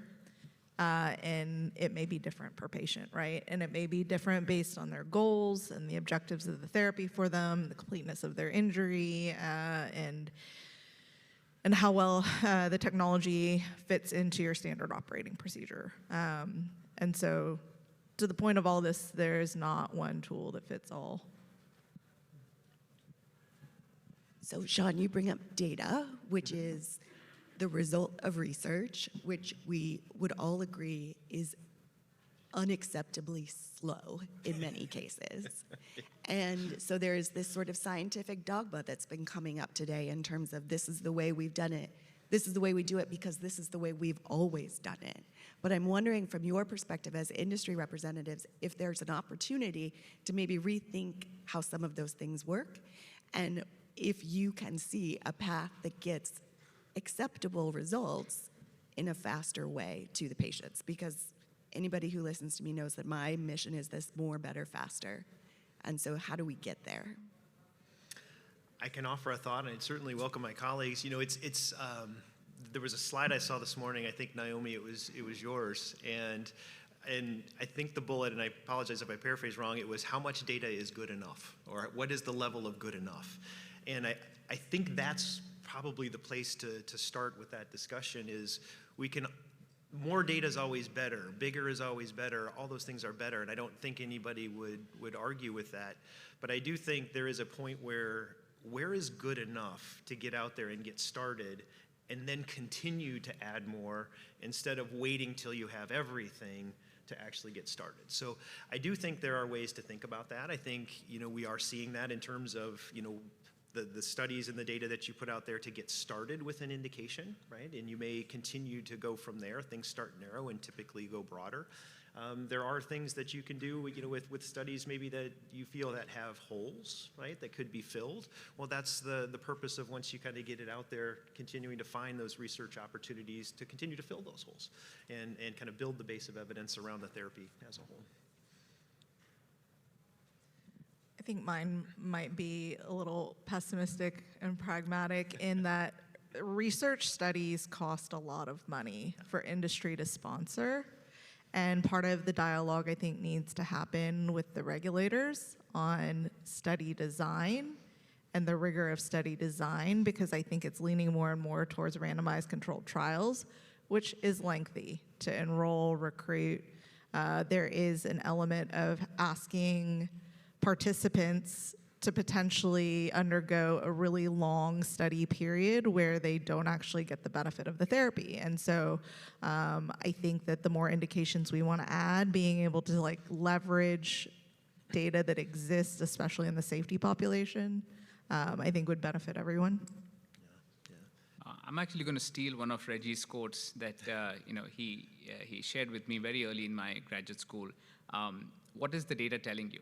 And that's been a driving force in terms of decision-making process for everyone at SpineX.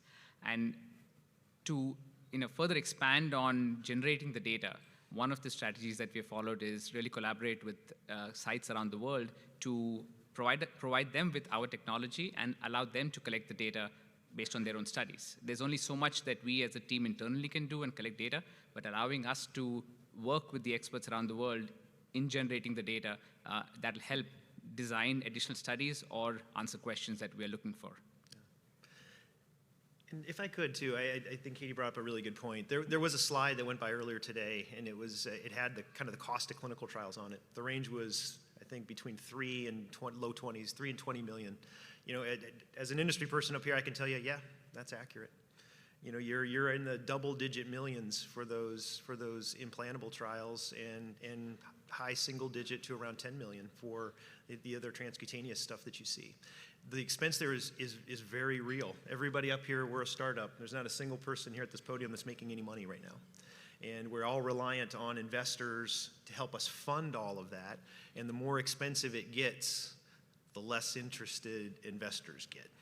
Right? So it's, you know, thinking about a way to make that more economically, I don't know, appealing, I think, to investors is pretty important.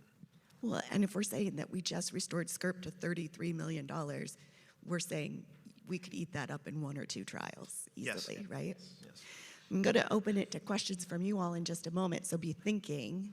But I guess one of my concerns as a clinician is that I hate to see a potentially beneficial intervention held up in research for a long time, right? There is a community of scientists right now who think that TSS is not ready for public consumption. There are at-market devices and pre-market devices up here that would tell me you think that it is ready. So maybe give me some feedback about what do we tell the folks who think it's maybe not ready, and how do we know that it is ready? I would ask them why it's not ready. Why do you think it's not ready? People are using it every day, off-label, not that we're promoting you to use it off-label, but people are using this in their clinic on every patient that comes through and seeing results enough that you have 3 industry representatives here investing in the space, right? So what is lacking for you to not believe it? Like, what do you need to see in order to implement this into your everyday clinical practice? It's a great answer, and you know, maybe I'd add it's not like it's an unknown, right? Even before we existed, there was off-label use of other things that showed promise. The data's out there, right? And you know, Katie talked about the Aspire trial. You know, all of our data has been published, and you know, maybe again back to the earlier point, maybe it's not perfect, but it is pretty good. And to that, I'd add, you know, our product started commercialization in the clinic in February of last year. At this point, we are in a lot of clinics, and we have, I don't know, probably 6,000 or 8,000 individual sessions now in clinics. And we've got a lot of real-world experience now that is showing that you can replicate those experiences. So maybe what I'd share is if you want to, if you're a clinician and you want to talk more about that, we can connect you with others who have got that experience, and you can talk to them directly. And you know, as clinicians, you can interact in that way to share those experiences. And do you foresee being able to use the real-world session data to generate additional evidence in the space? Yes. So we don't have that. I don't have that for you today, but absolutely that is part of what we're doing. Just one point to add to that. I think the transcutaneous neuromodulation technology is probably not perfect today. There is scope to further improve it, which I think the research is ongoing, and you will get generation 2, 3, 4, which will make it better. But it is ready to be executed in the real world, and like Sean said, get the real world data that is beyond just clinical trials and see the impact of the technology. Do we have questions in the audience?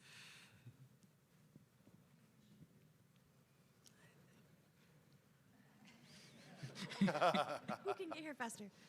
My question is, like, from the clinical aspect and clinician, there's now 3 different options, and you're not all perfect for every patient, but how do we let our higher-ups know that we need more than one TSS option? Like, yes, maybe one will work for 5 people, and then the next option will work for 10, but the second one won't work for the first group. So how do we let them know, or what's a way that you would be able to explain to them that, yes, more than one option is available and should be available to all the clinicians? Do you want me, the clinician, to answer that? Yeah, sure. Okay. Yes, please. Okay, cool. So I think that that's something that we're getting towards, to this idea of personalized medicine. And so being able to identify who's a responder to what kind of waveform in what kind of delivery mechanism, because each of these devices does have a slightly different waveform and a slightly different delivery. We don't yet have that data though. And so I would say, close your ears, pick a device that's gonna work for most of your patients, pick a device with the greatest range of adjustability so that you can make changes to what you're providing the patients. And then also think about leveraging some of the devices you already have in the clinic and how you might be able to use those to deliver TSS, even if it is off-label. Kristen. Yeah, I had a question kind of following up on that, and it's also for you, Rebecca. Sorry.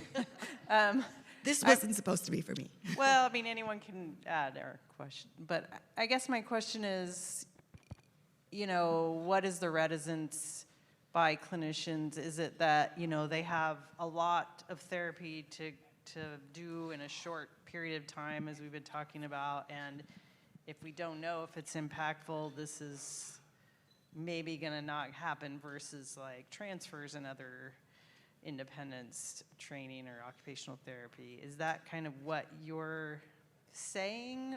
You know, you need to justify with data to the therapist that this is something they need to do? Or is it how to use the device in general? It's hard to know it's working, that kind of thing? Yeah, I think it's a knowledge gap. Okay. I think it's a knowledge gap because when people come to me and they say, oh, I want to try TSS, but my administration is hesitant because the data's not strong. And I'm like, cool, what are you using now, right? And it's like TheraBand and progressive resistive exercise and treadmill training. And there's no data on some of those things. And the data on partial body weight support treadmill training is just okay. We have way more data on TSS. So I think that there's a real knowledge gap about application, how you pair it with activities, how you structure it in your session. I will say, since the RKX has been on the market, I think people are more willing to try it. There's more attempts to incorporate TSS into practice because before it was just off-label devices. But again, a lot of what we do in medicine is off-label. You know, often physicians are like, try a little of this, try a little of that. It's the art of medicine as much as it is the science. And so I do think it's mostly the knowledge gap. And as technology becomes available specific for it, we're able to fill in some of those gaps with the trainers that these folks are sending out. And then we're trying to do that also. Walt. Yep. Hi, Walt Schumacher. I had a quick question for you folks. I received an epidural stimulator as part of a clinical trial, and one of the things that kind of struck me early in that whole process was the number of people that were, you know, the amount of resources that were going into me from, I had 2 PhDs, like 4 research technicians, a nurse on hand in case something went wrong. And then we had weeks of mapping followed by months of training to get some, you know, pretty remarkable results at the end. But I guess my question is, like, is there a plan for how to roll that part of the process out? Like, who pays for the mapping work and all those sessions, all that training and all that stuff? And then, or do we have, like, are clinicians getting trained by you folks, or is the idea that we'll have a big enough maybe database of settings that we'll be able to just blanket know what to apply to people, or how do you guys foresee this being rolled out? I think this one's for you. Well, with that situation you explained, was that as part of a clinical trial, or was that outside? Yeah. So maybe I'll give you a part 1 and a part 2 to the answer. I think for part 1 is when you're in a clinical trial, you're always going to see probably 2 to 3x the number of people in the room than you would otherwise. And that's because there's a lot of other things that are being looked at and measured and monitored and all of that stuff as part of the clinical trial. So a big part of that trial is learning all those things so that when it does become just more commercially available, all of that stuff can be streamlined into something that is much easier to deliver in terms of care. So that scenario would be a learning experience to help inform kind of what you would want to do later. The second part of your question is, I can answer it for ONWARD, and I'd ask Parag and Katie to comment for their companies too, is we're very much interested in investing in education. So, we have, for ONWARD, we're now up to, I think, 15 dedicated, therapy and clinical consultants in the field. They're all physical therapists or occupational therapists.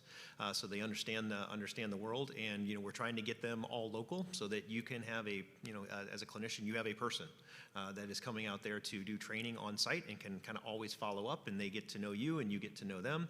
And you can kind of build that relationship. We will continue to grow and add to that team as we grow. In addition, we've created medical education, a dedicated medical education function. So we will be building out education resources, making them available online, CEU courses. We are fostering kind of peer-to-peer programs where we're taking clinicians that have been using the technology and kind of getting them on the phone together and letting them share best practices with each other, starting to share kind of white papers and things of that nature. So to the broader part of your question, yes, we're really investing in trying to advance the therapy overall and understanding of the therapy, and to some of the questions that were asked over here, how do you tailor it for this patient versus that patient? I think we're going to learn all those things together, and we're committed to trying to gather some of those learnings and kind of work with the community to build that database of learning. Yeah, I think from our perspective, neuromodulation is a continued work in progress. It doesn't stop once the device is in the clinician's hand. I think it's a learning process between clinicians, between users, between patients, participants. We have our own online training programs that we're ramping up, allowing users to understand the impact of the technology, as well as how best to use it based on the conditions, as well as publications coming out from collaborators who are using it and sharing their independent, unbiased experience. Yeah, just real quick. So I'm an old retired guy. I'm on Medicare. I've got a insurance supplement. I want to go to my clinic and take advantage of this. Is it covered, or is there a path to get coverage? Is that kind of thing underway? Yeah, I can grab that one. So so it is available today. It is under Medicare or Medicaid. It is not covered yet. So. Did I understand the wrong question? The in-clinic therapy would be covered, but a device for home. So is your question about like in-clinic or getting one for home? Okay. Oh, for in-clinic, if there's a clinic close to you, absolutely that's covered. So you can go try the technology today in the clinic. If it works for you, you can continue to use it in the clinic, and your clinic can they have a coverage path for that for reimbursement just under existing kind of physical therapy benefits. So that's covered. The second step of that, though, and thank you to Dr. Martin for clarifying so that nobody leaves confused. The second piece of that is kind of moving that into the home. And I think we heard earlier today in some talks about, getting it into the home is really what allows folks to use it more regularly. That piece is not yet covered, but we're also at the very beginning of that journey. So the way the coverage kind of policy works, it's, this is a thing I would love everybody to come together to work on. It is not a great process, but you can't start the discussion with Medicare, Medicaid, or any of the private payers around coverage until your device is approved, right? So that means, it gets to the market. We're all really excited about it, but then you have to start the discussions about, benefit categories and codes and payment and all that kind of stuff. And that's where we're at right now, is starting those discussions. Jared. As a physiatrist, I'm curious, I've got a question that's more related to the clinical safety early in the post or the inpatient rehab setting.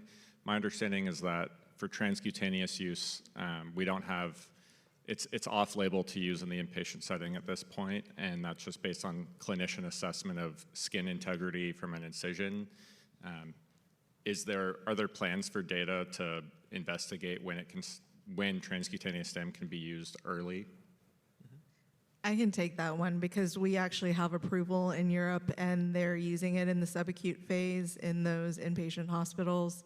And so the earliest I think we've seen adoption is at 4 weeks post-injury. And they're using it through the rehabilitation to discharge. And then in some instances, the discharge facility where they're getting long-term rehabilitation is picking up the therapy there. we've done a few investigational studies as early as 3 months post-injury, once the individual is stable, and have had no safety concerns at that time point. We've done a few studies looking at changes in skin temperature and seen minimal to no change in skin temperature with regular neuromodulation therapy. Yeah. And we've got a clinical trial underway. We have a trial underway looking at the exact same thing. So, Tracy. I owned a clinic that did the ANEUVO clinical trial for cervical, and then the clinic also just obtained the ARC EX. So a couple questions. One that, Sean, you already kind of addressed. To really see these things become truly beneficial, at least right now, I think we really have to get it to people's homes so they can use it every day or close to it more than at least a couple times a week, which we're seeing in the clinic right now. And then also the trials that are currently going on or have gone on were only for upper extremity. So when are you planning to try and do something at the lower extremity level? So what are the timeframes for both of those? And would it be, could you get the device cash pay first if it wasn't covered in insurance? Lots of questions, sorry. So maybe start easy. Can you buy it for cash? Yes, you can. So it's available for cash pay today. The ARC EX is, and we actually had our first cash pay sales and shipments to people's home right before New Year's. And then what's your timeline to home? Timeline to home or timeline to walking? To lower limb. Oh yeah, well both were a question, right, Tracy? Home and lower limb? Lower limb studies, timeline to lower limb studies. I don't know if I can give you, Katie, go ahead. I was going to say, you know, Kennedy Krieger completed a lower limb study with us in 2023, I believe, 7 patients. And I think that there is a desire to look at lower limb, probably through investigator-sponsored studies. I won't speak for the other companies, but I think it would be pretty surprising to see an RCT in lower limb, given that it's even 33% of the 70% of traumatic cases. So if we get approval for traumatic tetra, I think your clinician is probably going to go ahead and do what they want anyway. Katie, RCT? RCT? Oh, sorry, randomized controlled trial. Large scale, multi-million-dollar study. A couple of things. We already have ongoing studies at various sites around the world looking at lower extremity function with the X-Step device. So, you know, we've seen some good responses from those. So we're quite confident that the X-Step device would work, especially for individuals with incomplete spinal cord injury, but also for ones that have complete spinal cord injuries. The approval that we have for the Asian market includes lower extremity as well. So it allows us to market the device in Asia for upper and lower extremity along with autonomic functions. Monica. Yes. Okay, so I think it's wonderful to have more options. Okay, I think your 3 devices seems to work through the same principle, which is activating dorsal root, 1A afferent fibers, in theory, that transsynaptically activate motor neurons. I mean, if I'm correct, and I think that's fair. However, I want you to help me to understand why do we need those devices? If I use, there's many clinics throughout the country today that are using Chattanooga, for example, to activate 1A afferent fibers, transsynaptically activating motor neurons, okay? So I'm just, you know, let's say, you know, I'm from South America. I have calls all the time from patients and families asking, Dr. Perez, should I buy the Aretec? Should I buy this device? You know, it's expensive, it's good. I'm not questioning that, but we can activate the same pathways with a device that is already FDA approved. So and you're telling me, okay, we don't really know how it works completely. We change the waveform, you know, where every therapist decides. I can do the same with the Chattanooga. You know, our therapists are deciding which intensity, which waveform, which frequency to use. So what is the advantage of using your devices Apart from perhaps that you have a few more electrodes, but we don't know if that is even better. I mean, where are we going? I just want to reflect a little bit because I think it's wonderful for the field to have more options, but we have ways to activate the same pathways off-label. As Becca was saying, everything that most of the therapies that we do today in rehabilitation are off-label. So it will be interesting to know your perspective and what is the real advantage. If I have an inpatient, I can use the Chattanooga transcutaneous stimulation and use it during activity-dependent therapies, and I can see some benefits also. So I want you to get your input from the three companies. So what's the real advantage? Or am I missing something, perhaps? Yeah. Can I take a stab, at least initially, at that? You're not wrong, right? Neuromodulation through mechanism generally tends to be consistent, right? If Chattanooga wants to go and invest in a large-scale clinical trial for the spinal cord injury community where people are able to access this at home, which is, I think, what we're all trying to do, more power to them, more players in the market. But they're not doing that right now. So the only access that anybody has to off-label use of Chattanooga that won't get covered by insurance is to use it in a clinic and pay for the bout of clinic care, right? So. Yes, so there is a group of researchers at the moment. There is an international initiative also to compare available devices, that like the Chattanooga, and stimulate, because to stimulate 1A afferent fibers and activate motor neurons, you don't need the very, very strong intensities. You don't even need the 5 or 10 kilohertz frequency. So I'm just trying to understand, because this is the purpose of the meeting, to discuss and really talk about these questions because they're important. In many centers, like Kennedy Krieger or others, we are already using the Chattanooga. Go ahead, Parag. I'm going to put my researcher hat on for a minute here to answer Monica's question. So I think no one's ever done a side-by-side comparison in a systematic way to see the effect of a Chattanooga versus a spinal neuromodulation device. So my response is going to be more anecdotal in nature, and I'm fairly comfortable in saying what I'm saying. Based on our experience, there are two areas where we see the difference between the two technologies is in terms of the coordination of the motor pools activation. The Chattanooga versus the X-step device, we have seen the coordination of motor pools is better when we have the X-step on versus without. And the second is the actual neuroplasticity that is induced in the brain and spinal cord through fMRI studies that we've done, looking at changes in brain function associated with the outcome that you're considering before versus after neuromodulation therapy. So that's where I think we have the evidence to support that the spinal neuromodulation with the combination of the high and low frequency works better, both in terms of the neuroplasticity as well as in the coordination of motor pools. Unfortunately, no one's done a side-by-side, so we don't have that evidence to support. This is based on our anecdotal evidence so far. No, that's good. I come back a little bit too to what Katie said, and and maybe it's a thing that's frustrating for the community, but it is nevertheless a reality, right? Which is, we have a system of regulations, right, in the country that to promote yourself to do certain things, you have to prove that you're safe and effective to do that, right? And you need approval to do that, right? So the people up here have done that. And as we've talked about, it's millions of dollars to do it. And I know we have somebody in the audience from the FDA, so I'm assuming that she would have thoughts on this as well. So if Chattanooga wants to do that, I think that's fine.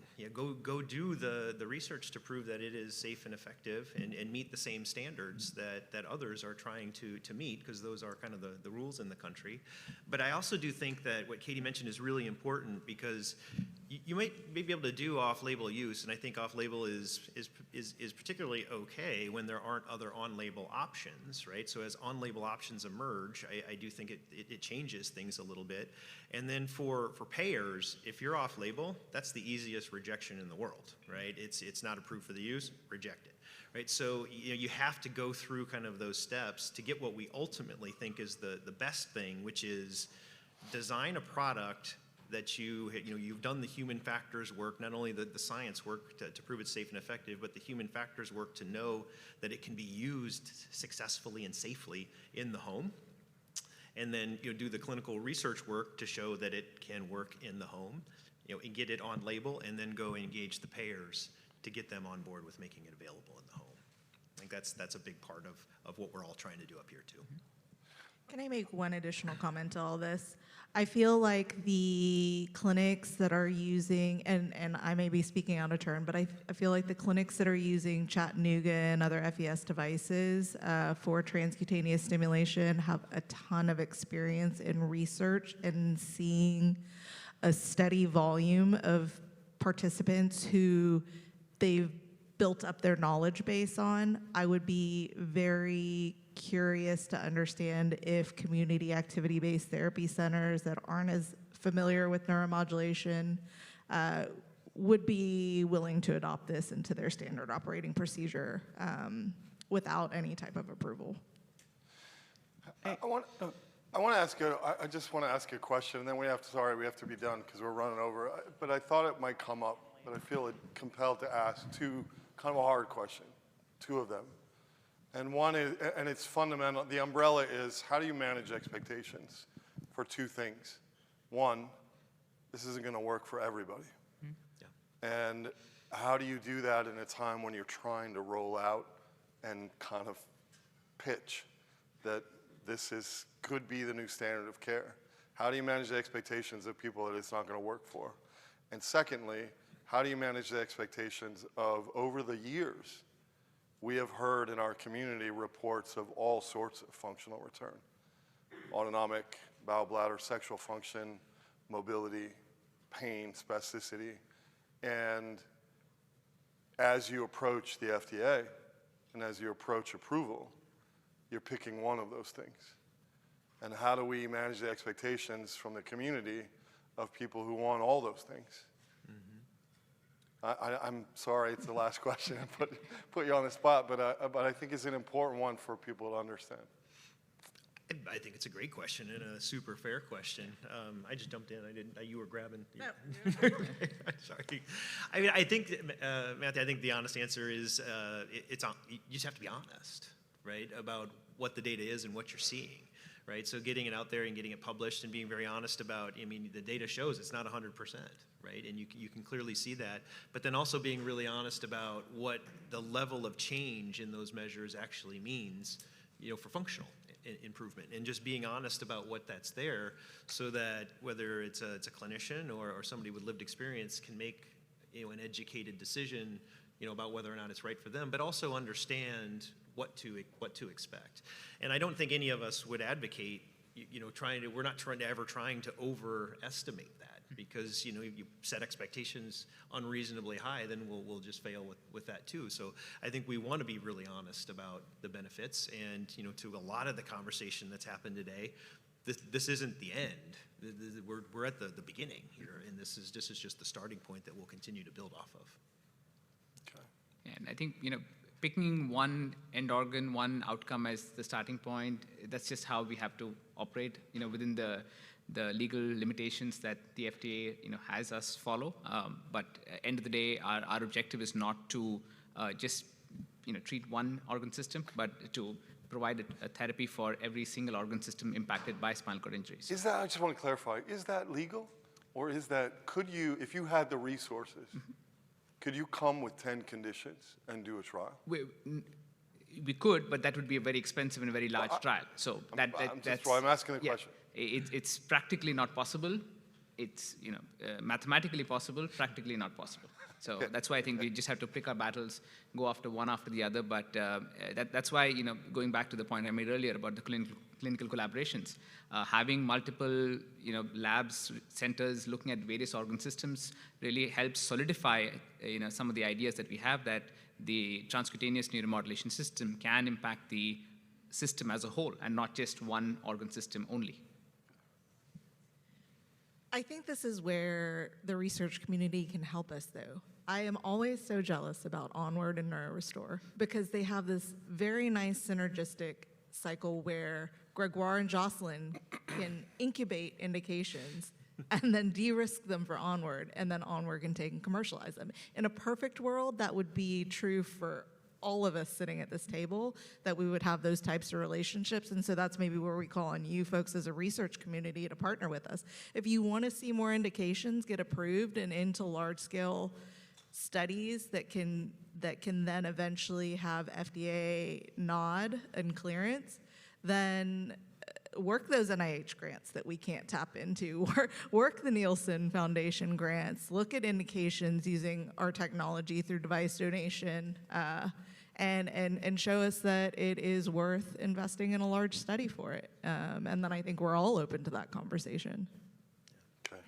Thank you all. Thank you. Really appreciate it. Yeah, thank you. Keith, Adam, Kristen, come on up. Our mission at NerveGen, and this is based on the science of Jerry Silver that worked for 30 or 40 years, let's just say an entire career, on why do neurons in the central nervous system not regenerate, and then how do we drug it so that we can improve individuals' lives. This is a picture of Harold Punnet's daughter-in-law. Harold Punnett, unfortunately, was unable to be here today because he has a slight cough and couldn't make the flight. But we're here this morning from NerveGen because of Harold's daughter. And Harold wanted to find a way, how do I improve my daughter-in-law's life? And Harold identified Jerry Silver, and he licensed the drug, and that's why we're here today. Our mission at NerveGen is to transform the lives of individuals with spinal cord injury. As I said, we're a very mission-driven company. We're a phase 3 company now. We're getting ready to start a phase 3 study this summer. And our goal is to transform the lives. You all know the significant unmet need. I was discussing with someone about 3 or 4 months ago that this is an underserved population, and I was told that I was completely wrong. This is an unserved population of individuals, and there are about 300,000 individuals on an total in the United States.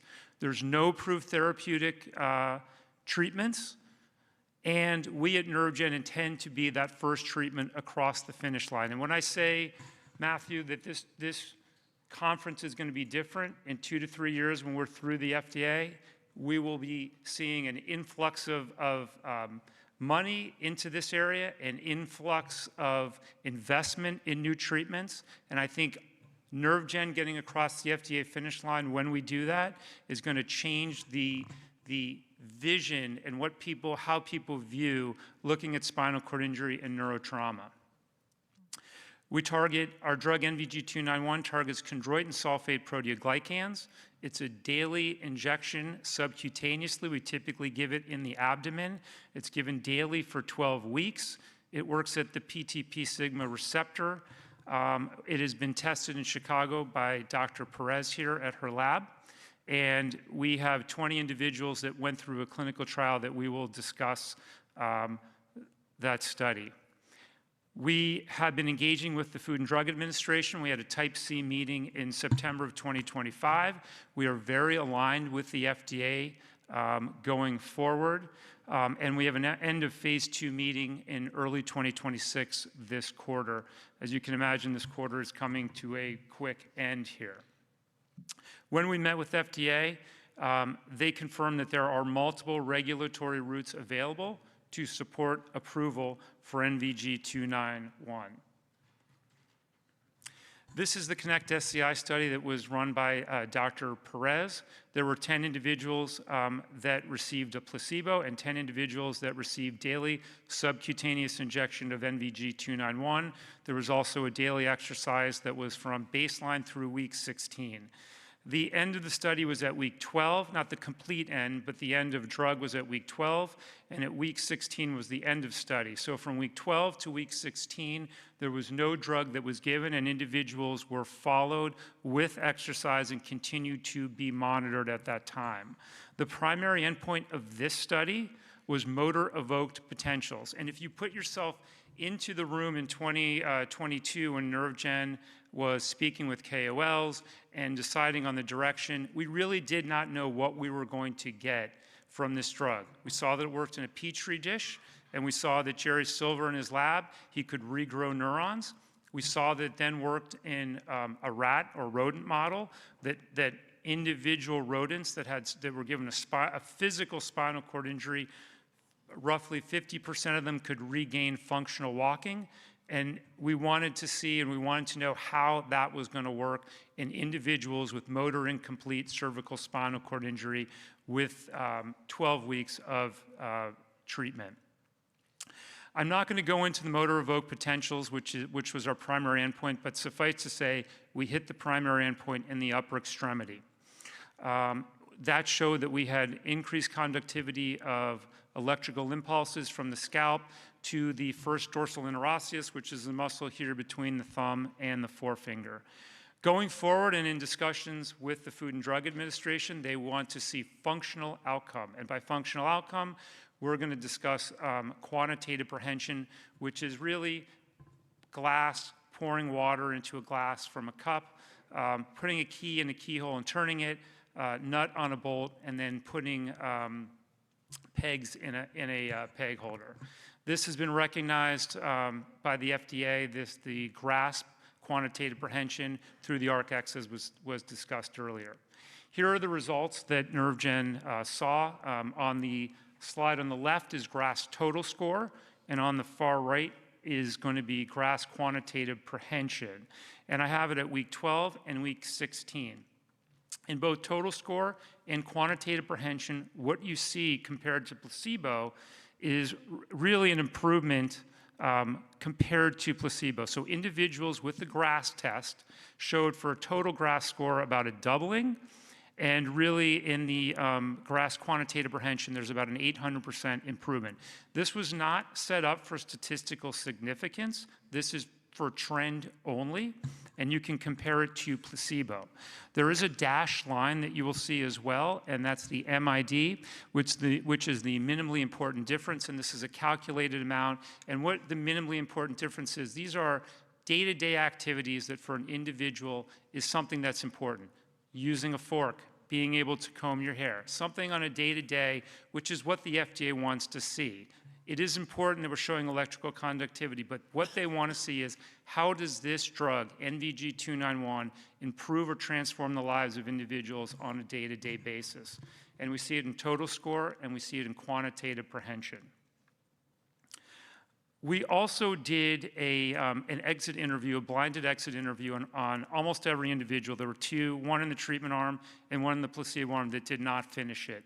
And this exit interview was done on average over 200 days out from the end of the study. These individuals had no idea whether they were treated with drug or they received the control. This is an excerpt from one of the individuals, and I think that really what's fascinating here is as much as you can look at the bar graphs, when you read these exit interviews of the individuals that went through the study, it contextualizes how much this drug, NVG-291, impacted these people on a day-to-day basis and how it changed their lives. For example, in the top left bubble there, this individual said, I can now brush my hair, take care of myself, brush my teeth, and cut my own food. Those are the things that really impact them on a day-to-day basis. We also did other qualitative interviews as well. Bladder function was improved by about 2/3. There was a reduction in spasticity by roughly 58% on these individuals. And patient global improvement of change scale was basically 6 of 8, showed really much or very much improved overall symptoms. When we discussed with FDA back in September, and everything I'm telling you has been out in the public domain, they want to look at quantitative prehension, but they really want to see how does this drug impact an individual's life. And that's what we want in our company as well.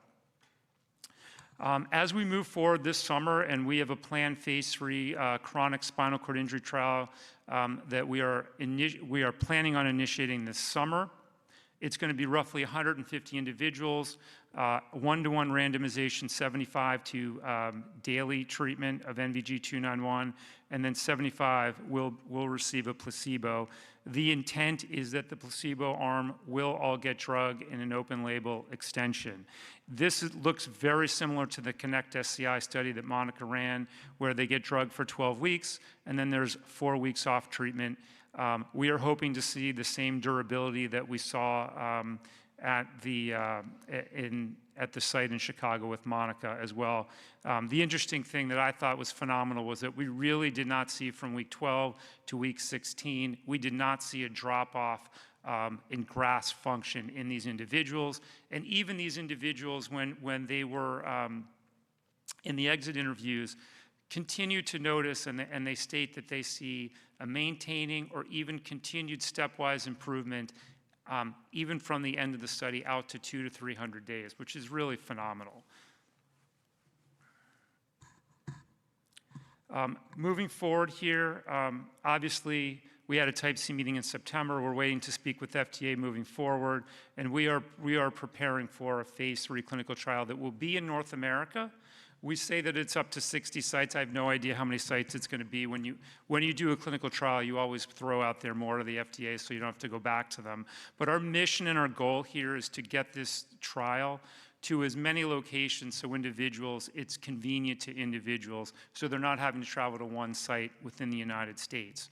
So when I sit here and I listen to this group, I know I've got 2 minutes left, I'm sorry, I just want to say one thing, and I think this is really important. I firmly believe that we are seeing a really dramatic trend in this drug that Jerry created and developed up at Case Western, but it's going to take all of us in this room to get this drug across the finish line, and it's going to take a lot of work on NerveGen's part, but as we get closer to the FDA, it's going to take a lot of work, and the entire advocacy community is going to have to get behind this drug.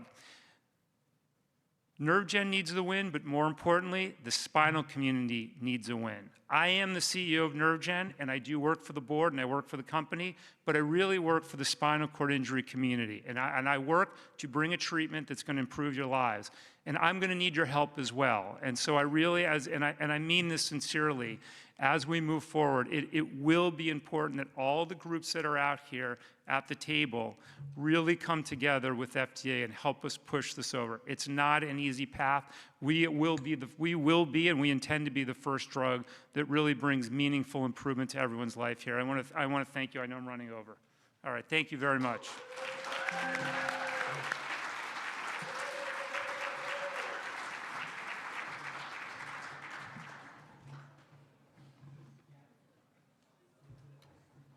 And now for something completely different. You can tell who the Monty Python fans are. Do we have the next set of slides? There we go.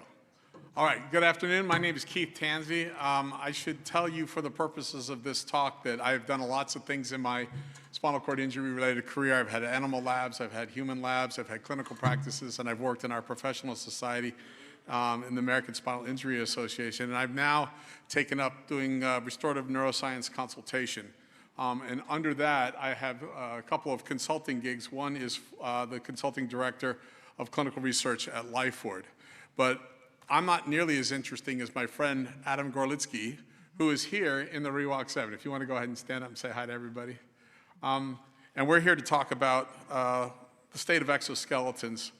So many people in the room know that this is not brand new technology. So why are we here? What is the problem that you all have that this technology is addressing? And for those of you who think it's about walking, I have some news for you.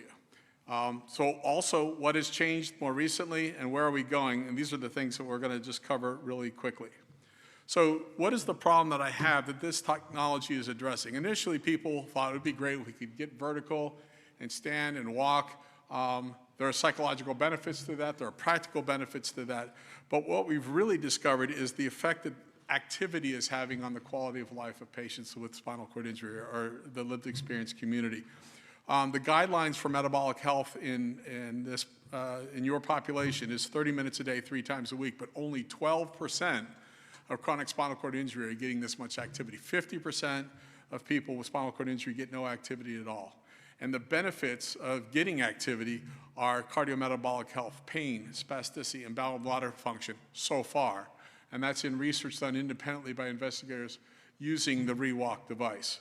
So if you want to integrate weight-bearing exercise and moderate to vigorous activity and lifestyle integration, this is a device that could help do that. Now, there are several exoskeletons, but there's been recent developments that has changed how we should look at this. Not only why we should use them, but what's going on in terms of the development of this technology and its integration into care in the community.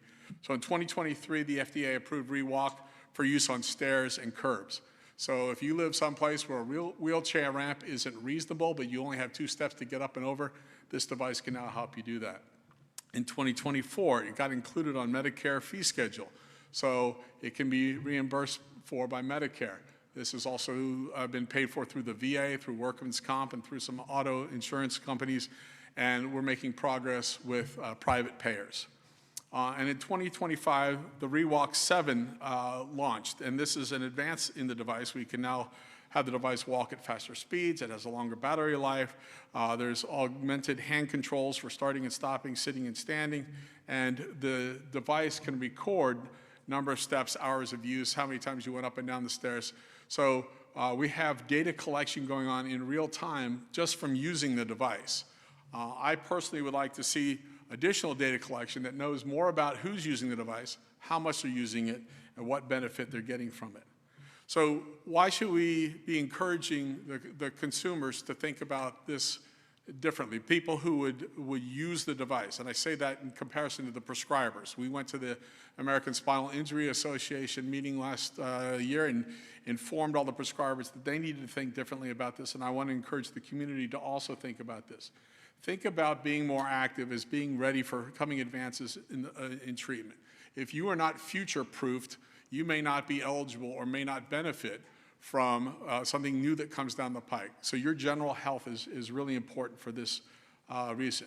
It may become important to use in combinatorial therapies, which I know will be talked about tomorrow, this device with, say, neuromodulation or transplant therapies or pharmacological interventions, because it may be not only the intervention, but the training that occurs after that. The other thing to think about is that if you need ongoing activity-based therapy, but you live a long distance from a research center or a therapy gym, this might be something that you could do in the home. And so this should make that kind of training much more available. And lastly, I want you to know that LifeWord is interested in learning many more things, matching profile with dosing with the various clinical outcomes and cost savings. We were looking to expand our indications to take on additional injuries that are currently covered under the FDA. And overall, the goal here is to help improve the quality of life within the spinal cord injury lived experience community. So Adam will be happy to walk around, go up and down stairs, and tell you what his experience is.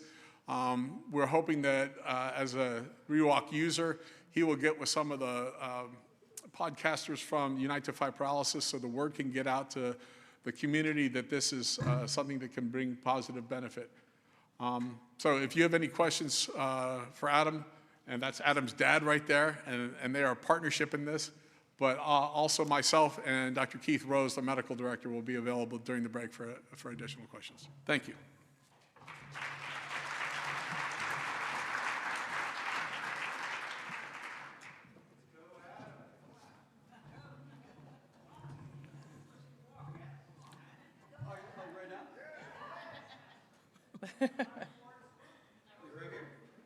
Go right ahead. Take 10 steps. All right. I'll just take, because I don't want to, how much time do you have? No, please. All right, I'll just walk from right here to this tape over here. Perfect.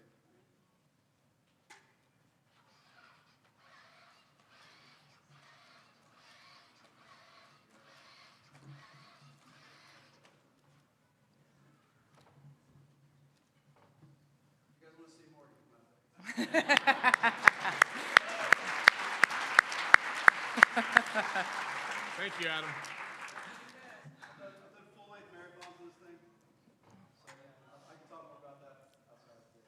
I think Adam set the record for being in this device 33 hours. Oh. Thank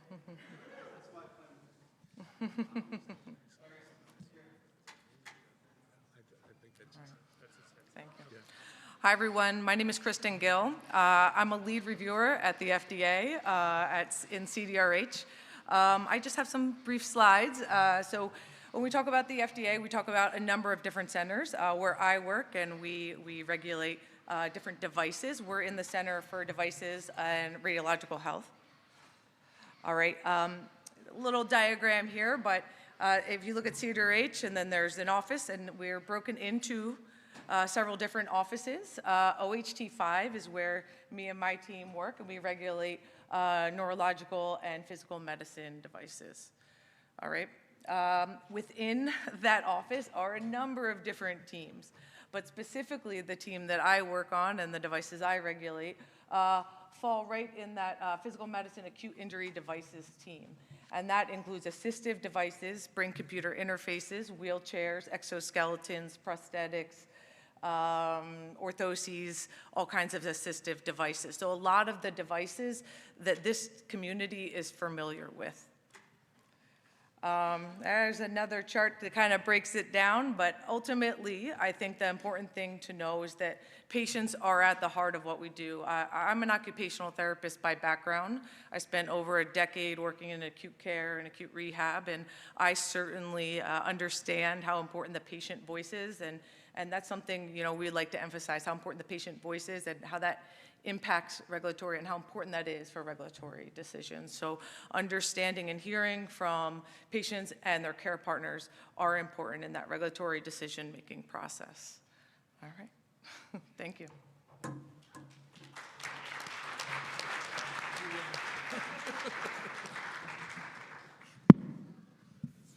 Thanks, all three of you. And it might have seemed an odd pairing of these three, if anybody's feeling that. But as I mentioned to them in our preparation for this session was a lot of thinking about what we'll talk a little more about tomorrow, which is combinatorial therapies. And obviously with the LifeWard skeleton or exoskeleton on approval for home use, and as a device not really pitched as mobility, but as ability to get up and do rehab, do exercise, combined with therapies that are emerging, and thinking about how the FDA views particularly a future of combinatorial therapies, we thought that might be a worthwhile conversation to have and put forward, just to give you some context. So questions, I see a couple hands up over there. Sasha. Keith, question. I have used an exoskeleton, maybe others have as well. I guess one of the questions that I have with using this on a daily basis is the need for, as far as I know, a PT or somebody scheduled behind you to use these devices without the fear, obviously, of falling and breaking limbs. Could you just speak to that aspect of it? Because that, to me, is one of the biggest hurdles. How do you deal with insurance companies to rule out that? So right now, the training for the rewalk includes training of an accompanying person so that they can be there for that safety consideration. You saw Adam's dad up here. He didn't have to hold on to the device. He didn't have to help him use it, but he was there should he have stumbled on caught his toe on the carpet or something like that. I should try to encourage everybody to think of these exoskeletons as a work in progress and ongoing and developing and improving technology. There's a catch-22 though. The more the device does for you, the greater the chance that you're not using it in a rehabilitative kind of way. So there may be devices out there that do it entirely autonomously for you. You don't need anybody else with you. But then the question is, are you getting the activity benefits of moving your arms and trunk to get this? The exoskeleton field has not done a great job of making a big distinction between people with incomplete injuries who may still be getting rehabilitation benefits and complete injuries for whom this device might just be for substitution. But when it comes to safety, part of the approval process was to require that there was somebody to train with you. And there are people who complain not only that, but that they have to use the crutches. You're not carrying anything with a rewalk device, but you're also getting exercise benefits you may not get if a device is doing it all for you. So there's a lot to be considered there. And it could also expand into, for instance, stroke field, right? It could expand into stroke field, for at least that's what I've seen in some clinical studies. Is that just, in other words, another to expand the market? So there are different indications for different devices based on different data sets, but at one level you could argue anybody with gait impairment could be eligible for an exoskeletal application at some point. I just think that you have to make sure that you're matching the right technology for the right deficit in a safe manner. But we have a lot more to learn about what therapeutic benefit they might have as opposed to the ability to provide general exercise versus an ability just to integrate with the standing world, as it were. Susie.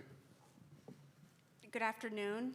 My name is Susie Sherb, and my family, my husband and my son Henry, are here mainly because, Kristen, you're sitting up there today, and it's nice to have an audience of the FDA finally to hear a story. So bear with me for a moment.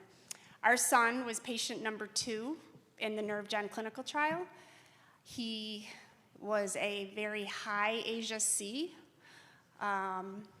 when starting the trial. He was not ambulatory, and he was determined to get into this study. Clay was not able to take a step nor initiate a step without body weight support on the parallel bars prior to joining the study. He worked very hard, and when he went to Shirley Ryan to try to qualify, he was not able to do it on the parallel bars.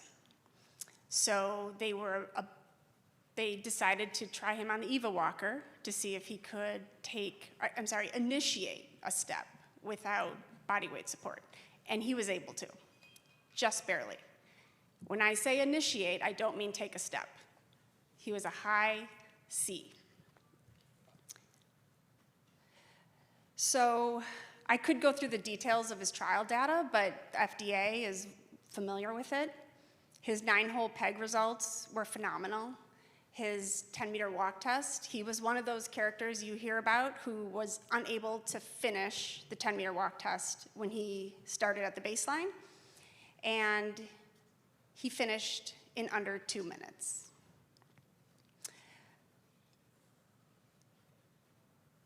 To me, just the 10-meter walk test and the 9-hole peg test are remarkable in and of itself. And those were tied directly to the primary and secondary endpoints.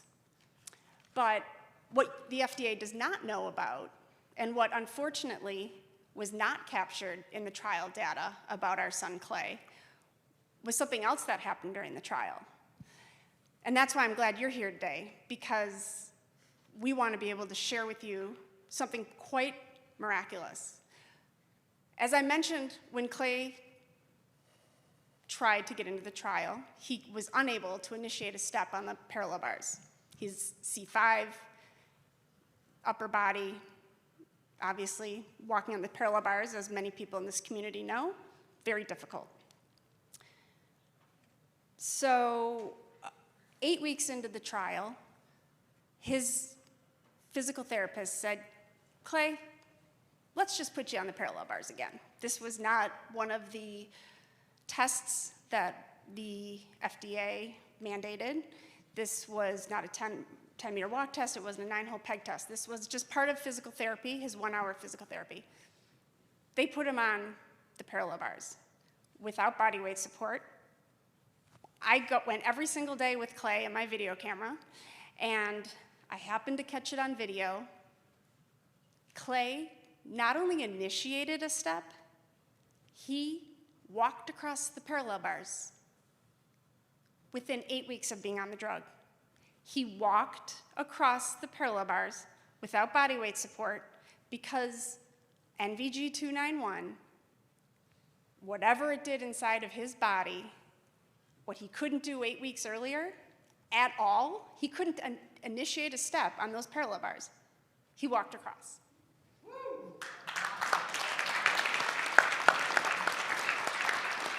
we've waited a long time to get an audience with you, and you're not going to see this data because it's not in the notes that you're reading.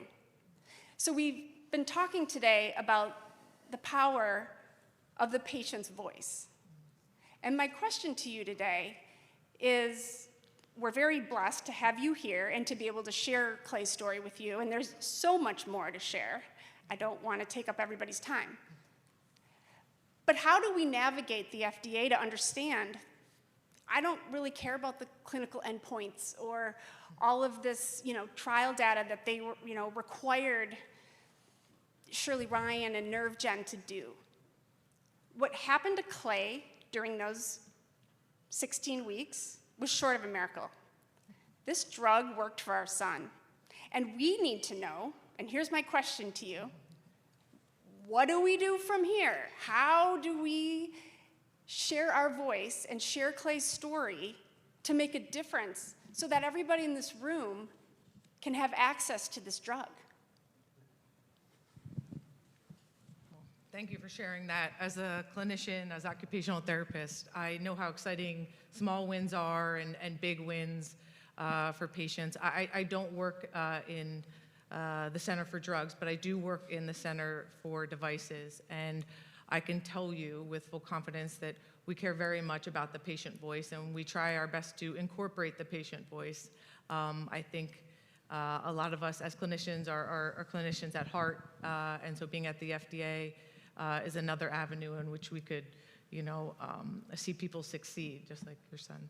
I think the few avenues we do recommend certainly is there are patient listening session opportunities within the FDA that oftentimes families use or patients use to help us understand at the FDA the patient and the caregiver or care partner voices. Not everyone that I work with certainly might not have the clinical background, and I work with people with all different backgrounds, and it takes all of those backgrounds in which to look at these devices, I can speak for devices, and really understand them. But that patient voice is something we weigh heavily and think about often, and there are avenues in which to go about that through the FDA. And one more question is, looking at that chart you had, and I saw everything about devices, but this isn't a device. And I want to know that my voice can be heard for a drug when I don't see a section that, spinal cord drugs approval process up there. And how do we navigate that? How do we, who do we call to sit down with and share our story to make an impact? Because that's what we want to do. Well, as a lead reviewer, specifically in devices, I really, I can speak to that, but I can tell you there are publicly available resources and links on the FDA website to access patient listenings staff that can field those questions and direct you in the right space. There's definitely the patient listening page that I would certainly take a look at. Are Ian and Barry in the room? Yeah, Barry's right here. Okay, yeah. Barry, can one of you answer that question for Susie? Okay. I'm trying to jump out of my chair. I'm so excited. There is an answer, and it's called the PFDD, the Patient-Focused Drug Development, which also incorporates devices. Here's the good news. We're doing one. On September 29, 2026, will be the culmination of a PFDD. After that one-day event where we go and we canvass all of you in this room and our whole community and ask them, what are your priorities? What do you want to see? We also comment on clinical trials and how they can change to better represent our community and our heterogeneity. We're going to have representation from individuals just explaining to the FDA exactly what we go through, our day in the life. We're going to have testimonials from all of you and people that we will select both in advance and live, and there'll be a panel, and you can speak and call in on a Zoom. There will be surveys. We're going to give them everything we got about what a spinal cord injury is and what our priorities are, and it's what the FDA wants from us. They're dying for this stuff. They wanted to see it formal. After this day, a creation of a report called The Voice of the Patient is made. That becomes the playbook frankly, for all the community, for industry, and the FDA that explains what it is the people, the voice of the patient, that's us, what we want, and what we want to see done, and how the therapies we want to see affecting our priorities. So there's your chance. We have this opportunity. Please come and see us. I want you to also know Unite to Fight Paralysis is one of the leaders in this program in cooperation with Christopher Diener Reeve Foundation, PVA, and United Spinal. We're all coming together on this. Industry is coming together on this. We will raise all boats, because after one of these things takes place, it shows that industry investment increases because the chances of better results and less risk are higher, meaning we're bringing more people to the table. This is a very exciting time. Ian Burkhart and myself are co-chairing the steering committee from North American SCI Consortium. We are here for you. We have cards. Seek us out. We need people. We need testimonials. We want to hear your voice. Okay? So there you go. There's your answer. Thanks, Barry.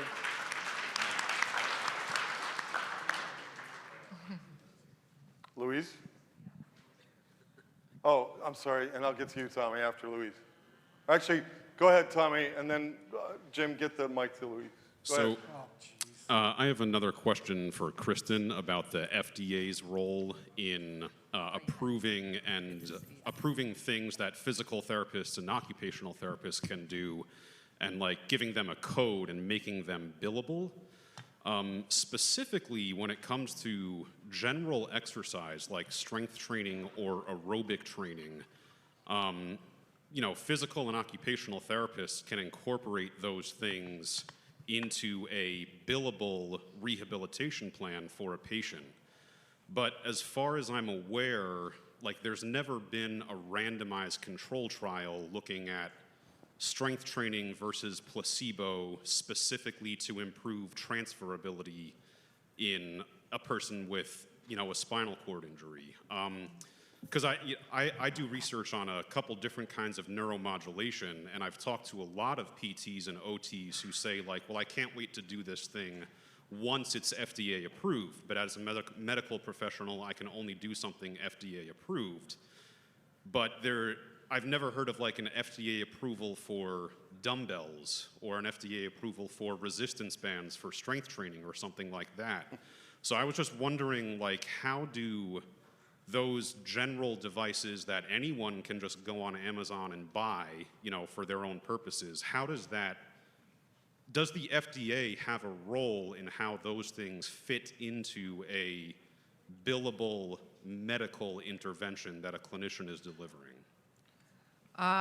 I could take a few spots at that. Certainly as a clinician, I understand the billing piece. I can't speak to that as someone from the FDA, certainly, but we regulate all types of devices, and they're based on risk, and they're put into different classifications, right? So something as simple like you mentioned, maybe an exoskeleton, right? That's a little higher risk, right? It's in a higher class, but something like some exercise equipment or assistive device might not be something that we see a pre-market submission for.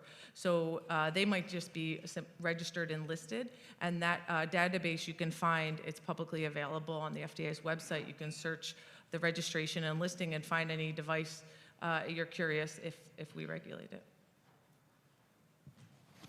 Louise? Yeah, thank you. Louise Phipps-Senft from Blink of an Eye. So I'm coming back, Susie, to what you had shared, and then Barry, the incentive that you just gave us all about the voice. And I would say not just the patient's voice, but the family's voice, because it's the families who get the patients to the trials and get them to therapy, and on it goes. Observation. Everyone in the room, we just saw Adam. It was so exciting, wasn't it? We can all go tell all of our circles of influence about what we hear here, what we see here. As it relates to Susie's story about clay and nerve gen, we can all go proclaim those stories, whether it's at your dinner table or it's in your community or at a meeting or at your church or in your newsletter or on social media, and on it goes. We have so much power in this room. And that's my comment. My question actually, and actually a request for you, Adam, is because of that voice, and with our podcast, Blink of an Eye, so the SERBs were our first blink of an eye family in the NerveGen trial, simply because as advocates, taking information about this trial to newly injured spinal cord families, and then those a year and 10 years out, we placed 5 families in this trial and watched them closely, and then assisted 2 others.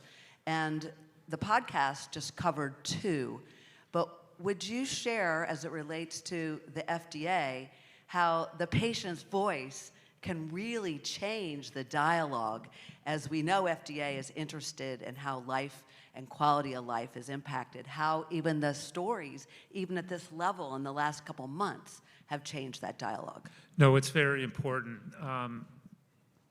They want to see a primary endpoint, but they want secondary endpoints that corroborate, that show how the drug, NVG-291, is impacting their lives, whether that's through PGIC or other endpoints that point out on a day-to-day basis, how does this affect you? No different than what Mrs. Sherb is saying. And they want to hear that. As I said up there, it's contextualizing the results that we're seeing. So it's not just a bar graph, it's I can use a fork. How much better are you since the beginning of the treatment? Does that answer your question? Is that kind of along the lines? I think for others here to know that their voices, so for instance, what was not captured in NerveGen's data, but was there, it just wasn't being cited, was like on spasticity, and then on libido, and the energy level, and smell, and all these other qualities that people have reported they've experienced because of the drug. And we'll get into that when we do the when we do exit interviews or qualitative interviews with individuals when they leave the clinical trial. So yes, that will all get incorporated in.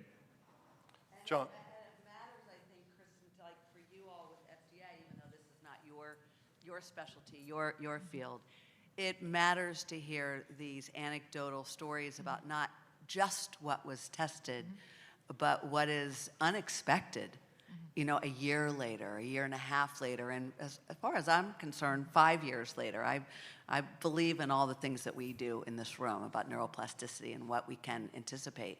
And then in combination with everything else, it's just incredibly exciting. So we'll keep proclaiming, but I'd like to hear the FDA view. I mean, I said it, I think, in my intro a bit, but we certainly seek and desire to hear patient and caregiver voices when we understand benefit of a device. So, I'm just a reviewer, so I can give you my perspective to the level that I can, but certainly that patient perspective is something I can promise you is valued and how we think about benefit risk in our regulatory decisions. Yeah. So I just John. wanted to, as part of the PFDD, and I think Barry's a little modest, but we're in the fundraising stage. That's what I've heard. That's been the charge that he's given me. So just to put that out there too, the FDA has asked for this feedback, and we're now looking to try to find the money to get all these things in place. So maybe I shouldn't have said that, Barry, but I did, and I just want to make sure I did. You should have said it. So here. I want to also just really quickly, 2 things. One is that, part of the answer to Susie's question is what already Adam put up, which is a phase 3 study. We need more people to see benefit. We need more people to have numbers and show the effect of the drug. And then the second question is, what if any or when is the plan to add Asia A and B? If I remember right, it was Asia C and D in the next iteration of the trial. It's Asia C and D, and I think that's just an understanding of how you run clinical trials. And I know it's not just Asia A and B, it's how about lumbar, how about thoracic injuries. But when you do a clinical trial, and obviously, you've got to pick a patient population and you have to pick an endpoint. And you need the drug to succeed. And that's what we're working on. And then once you get success, then you start to expand the indications.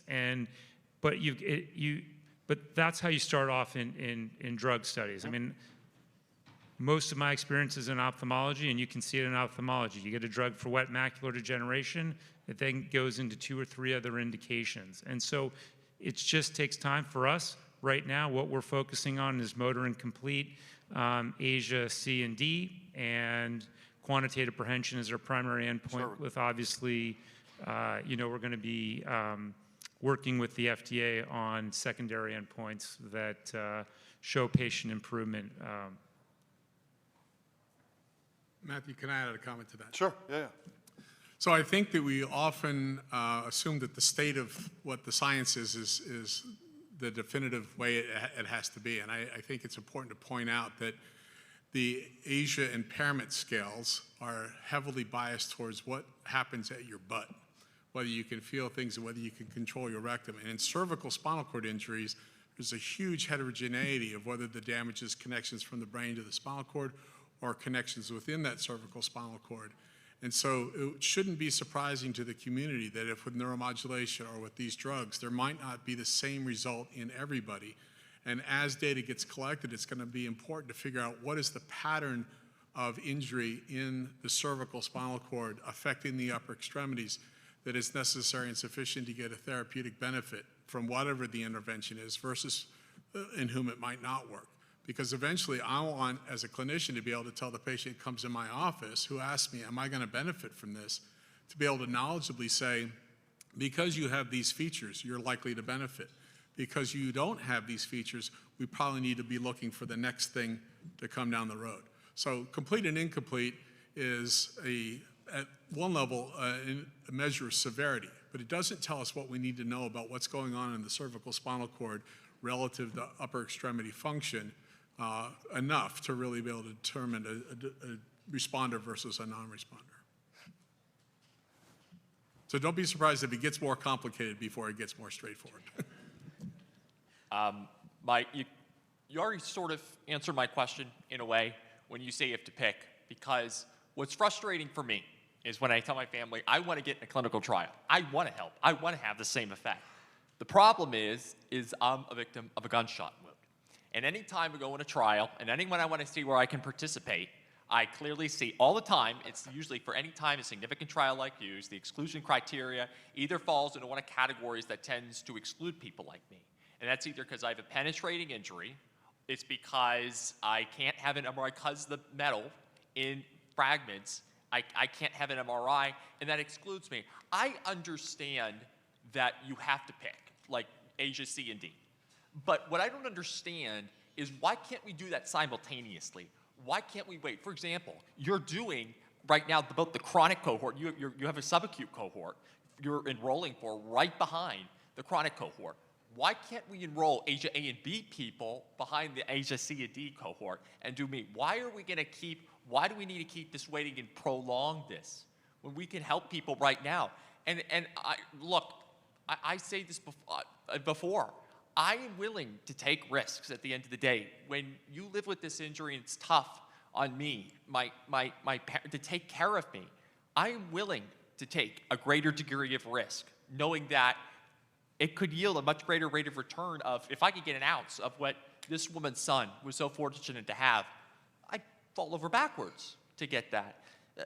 And I don't know, is that a cost thing? Is that something with the FDA? Maybe you can chime in here. But help me understand, how can we get more on? Because I think the other component of this too is there's a military relevance. This is part of what we're going to advocate for on Capitol Hill.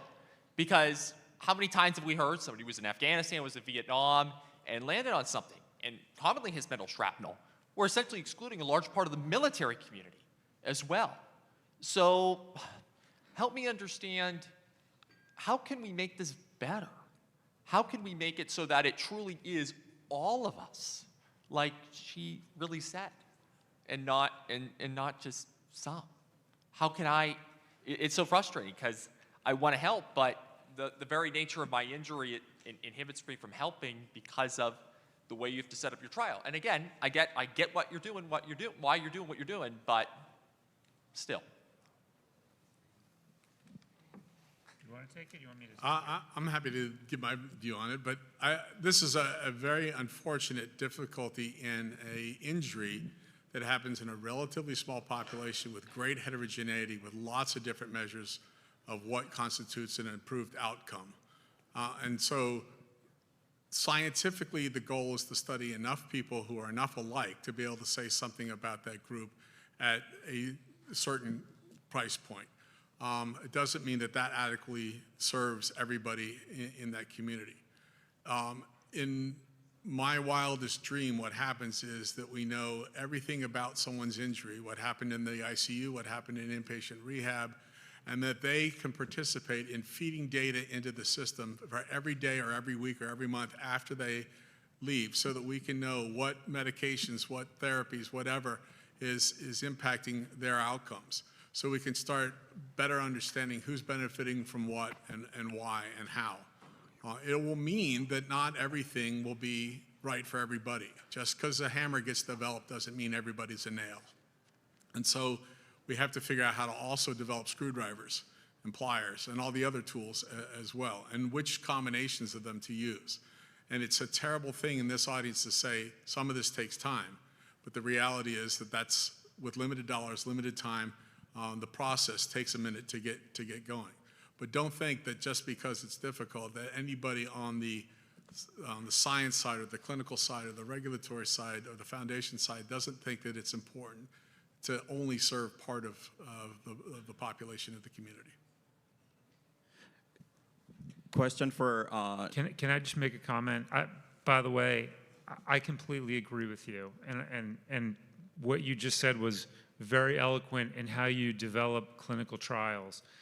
And believe me, my vision is to give NVG-291 to every single person as they hit the emergency room with a spinal cord injury. But you have to get a drug. You have to show in as homogeneous a population as you can, and this is a very heterogeneous population, but you have to show that the drug is actually doing what you think it's doing, and we've got to get it over the line that way before you really start to expand it out to different populations. But I completely sympathize with you and understand where you're coming from, though. Question for Dr. Adam Rogers. How do you exactly test the conductivity before and after the delivery of the drug? And how do you attribute that towards nerve growth rather than like fat changes or quantity of water in your body? Can you address that? And I have one other question. In the labs, when Dr. Jerry Silver was doing the test, in the mice, I remember the break was at thoracic level, and the other finding was that it works better in chronic versus acute. Is that something that you have seen in the patient? I know they're all chronic, but just 10 years versus 3 years. Let me answer the second part. Monica is obviously here in the audience and is the world's leading expert on MEPs. And so maybe she'll answer it, I don't know. But the question, yes, number one, the mice were all thoracic injuries. I agree with you. Number two, I listened to, Jerry Silver's got some lectures online that were like an hour, 15-minute lectures. I think one was about 4 years ago. I listened to them about 3 years ago, and then after we started looking at our results, I went back. Obviously, Jerry's passed away. I wanted to hear what he had to say, and these are phenomenal recordings of Jerry. It's almost like he's sitting right next to you. I could play it right now, and we would all be enthralled by it. But Jerry did say that he felt the chronic worked, it may work better in individuals with chronic injury. Now, that being said, it's not that I'm saying that's not going to work in acute or subacute individuals. Jerry's feeling was when you have a chronic injury, that there's more sprouting that's available for neurons to hook up. I'm just paraphrasing his words from his speech, and you can all find it online. And then Monica, do you want to comment on and you may have to repeat the MEP question. I think it was how we measured it.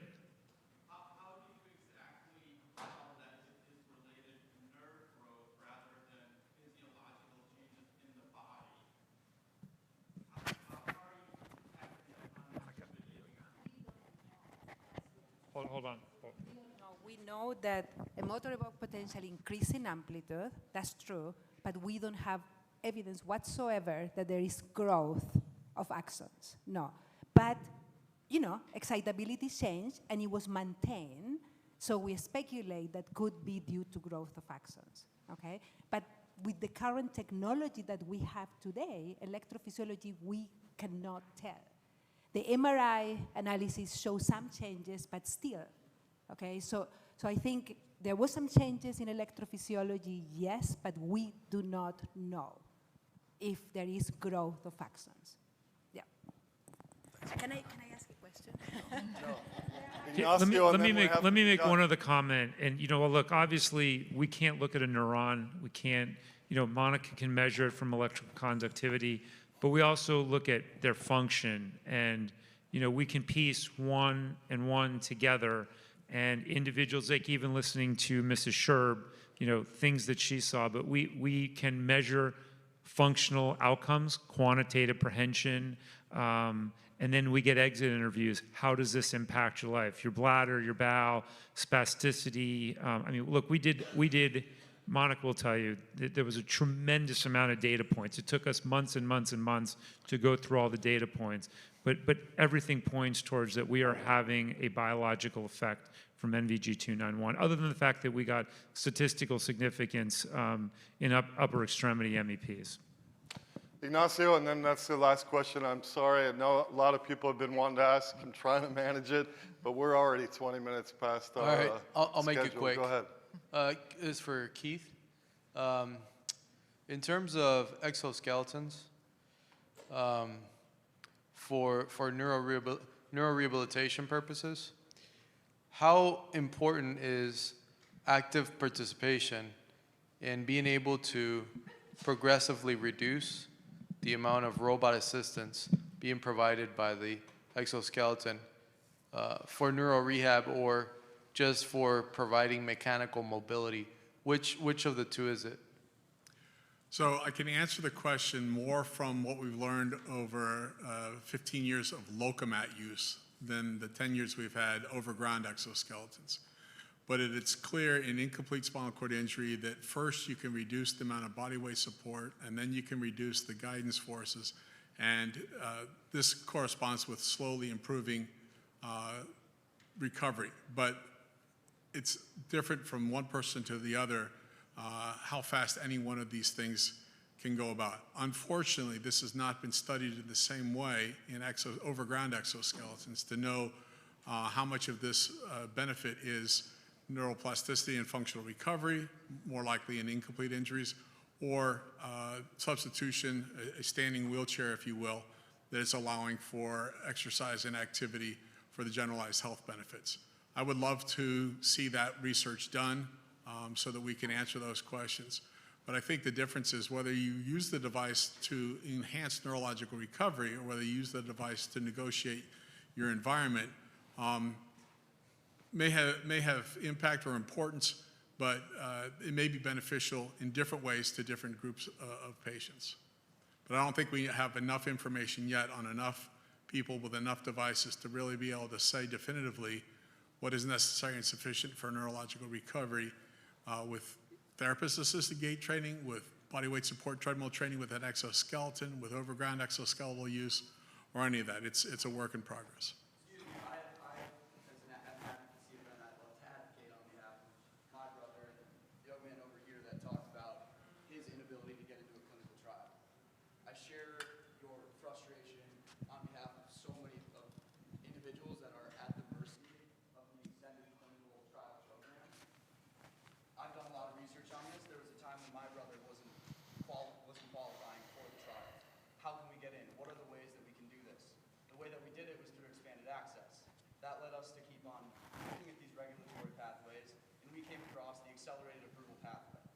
This allows the drug to have an expedited review through the FDA so that it can get to market faster for the indicated population. I'm a market access consultant by day. With our clients, when we see a drug that is indicated for a very niche subpopulation of patient, they can still, other patients within that broader therapeutic area are able to access it through off-label writing. The quickest way for you to get onto this drug is for it to be in the market. If you want to wait for a study that encapsulates your specific condition, you need to be comfortable for the next 5 to 10 years. If we want it now, we all need to rally around this drug as the first one to break through that bubble that we've never been able to break through in 4 decades nearly, since we started therapeutic research.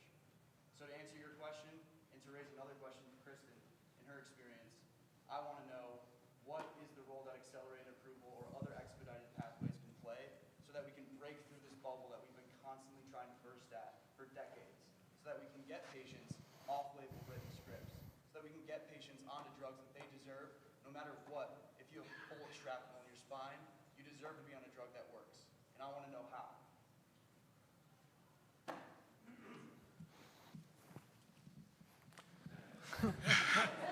No pressure. Well, no, I really admire advocacy as a clinician. I've always advocated for my patients, so I can only imagine the magnitude that you feel advocating for a family member. And I can't speak to the drug trials because I don't work in the center of drugs. But I can tell you there are people who can speak to that. You did mention, I do know a little bit about the expanded access program, and that is a way that people can access devices that are not on the market under special circumstances. And there is publicly available information on how that program, what the qualifications are for that program. Again, that's an expanded access program. I can't speak to the Center for Drugs. There's definitely someone else who's better qualified and knowledgeable who can, but I certainly appreciate your advocacy. Thanks, Kristen. I'm gonna give the mic to Jim, who has a comment. Matthew's going to regret last night telling me to speak up if I had things. So many of you may know me. I'm Jim Hamer, DP Clinical. We manage and run clinical trials, and actually we manage the NerveGen trial for them, as well as many others that Jim Guest listed this morning. I've been doing this 30 years. The company's been around 32 years. I understand everybody's frustration. That's part of what we're here for, is to try to advocate and to do this. But I'm just going to bring up one point because it was shown earlier by Jim Guest. Nobody may remember thalidomide. It was in the 40s and the 50s. It was a nausea drug for women who were pregnant. Nobody in the US theoretically was taking that drug because the FDA, by one reviewer, didn't approve it in the day. But because Canada and European governments or agencies approved it, military, US military wives, so basically children that were or women that got this drug, the babies were developed deformed. But it didn't happen here because the agency, in a sense, did its job, even though they didn't do their job. So I hear your frustration and I understand it, but just going through what everybody said and to what has been said by the panelists, we have to have repeatable results. We have to have the same results. So patient 1 through patient 100 may all be different, and we all know that spinal cord injury is a different drug or a different injury because a C5, A and a C5C are totally different. So I respect everybody's decision. I respect your son's ability. That's awesome to hear. I never heard that from, because again, being part of the team, we managed it, we monitored it, we saw the data. But all I wanted to say was having the same results, although they may be different, is what really shows. We can all turn on the TV tonight, and you're going to hear a drug, and you're going to hear all of the complications or potential side effects. And that's really what the companies and the FDA is trying to do, is we're trying to make sure it is truly safe and that we limit any impact to individuals. So I respect everything, and I'm for it. I'm not trying to hammer away. I just wanted to give you from the clinical perspective that that's why we are able to take those same results versus the personal story, because everybody's going to be different. And your son, that's great, but 5 other people may have not gotten that benefit. So that's going to be, why it's important to see the same repeatable results. So. All right, and with that, we have to be done. And we can continue the conversation at the bar. which is right outside those doors. And we will continue the conversation again tomorrow. Thanks for being patient and going over. Thanks, Adam. Thanks, Keith. Thanks, Kristen.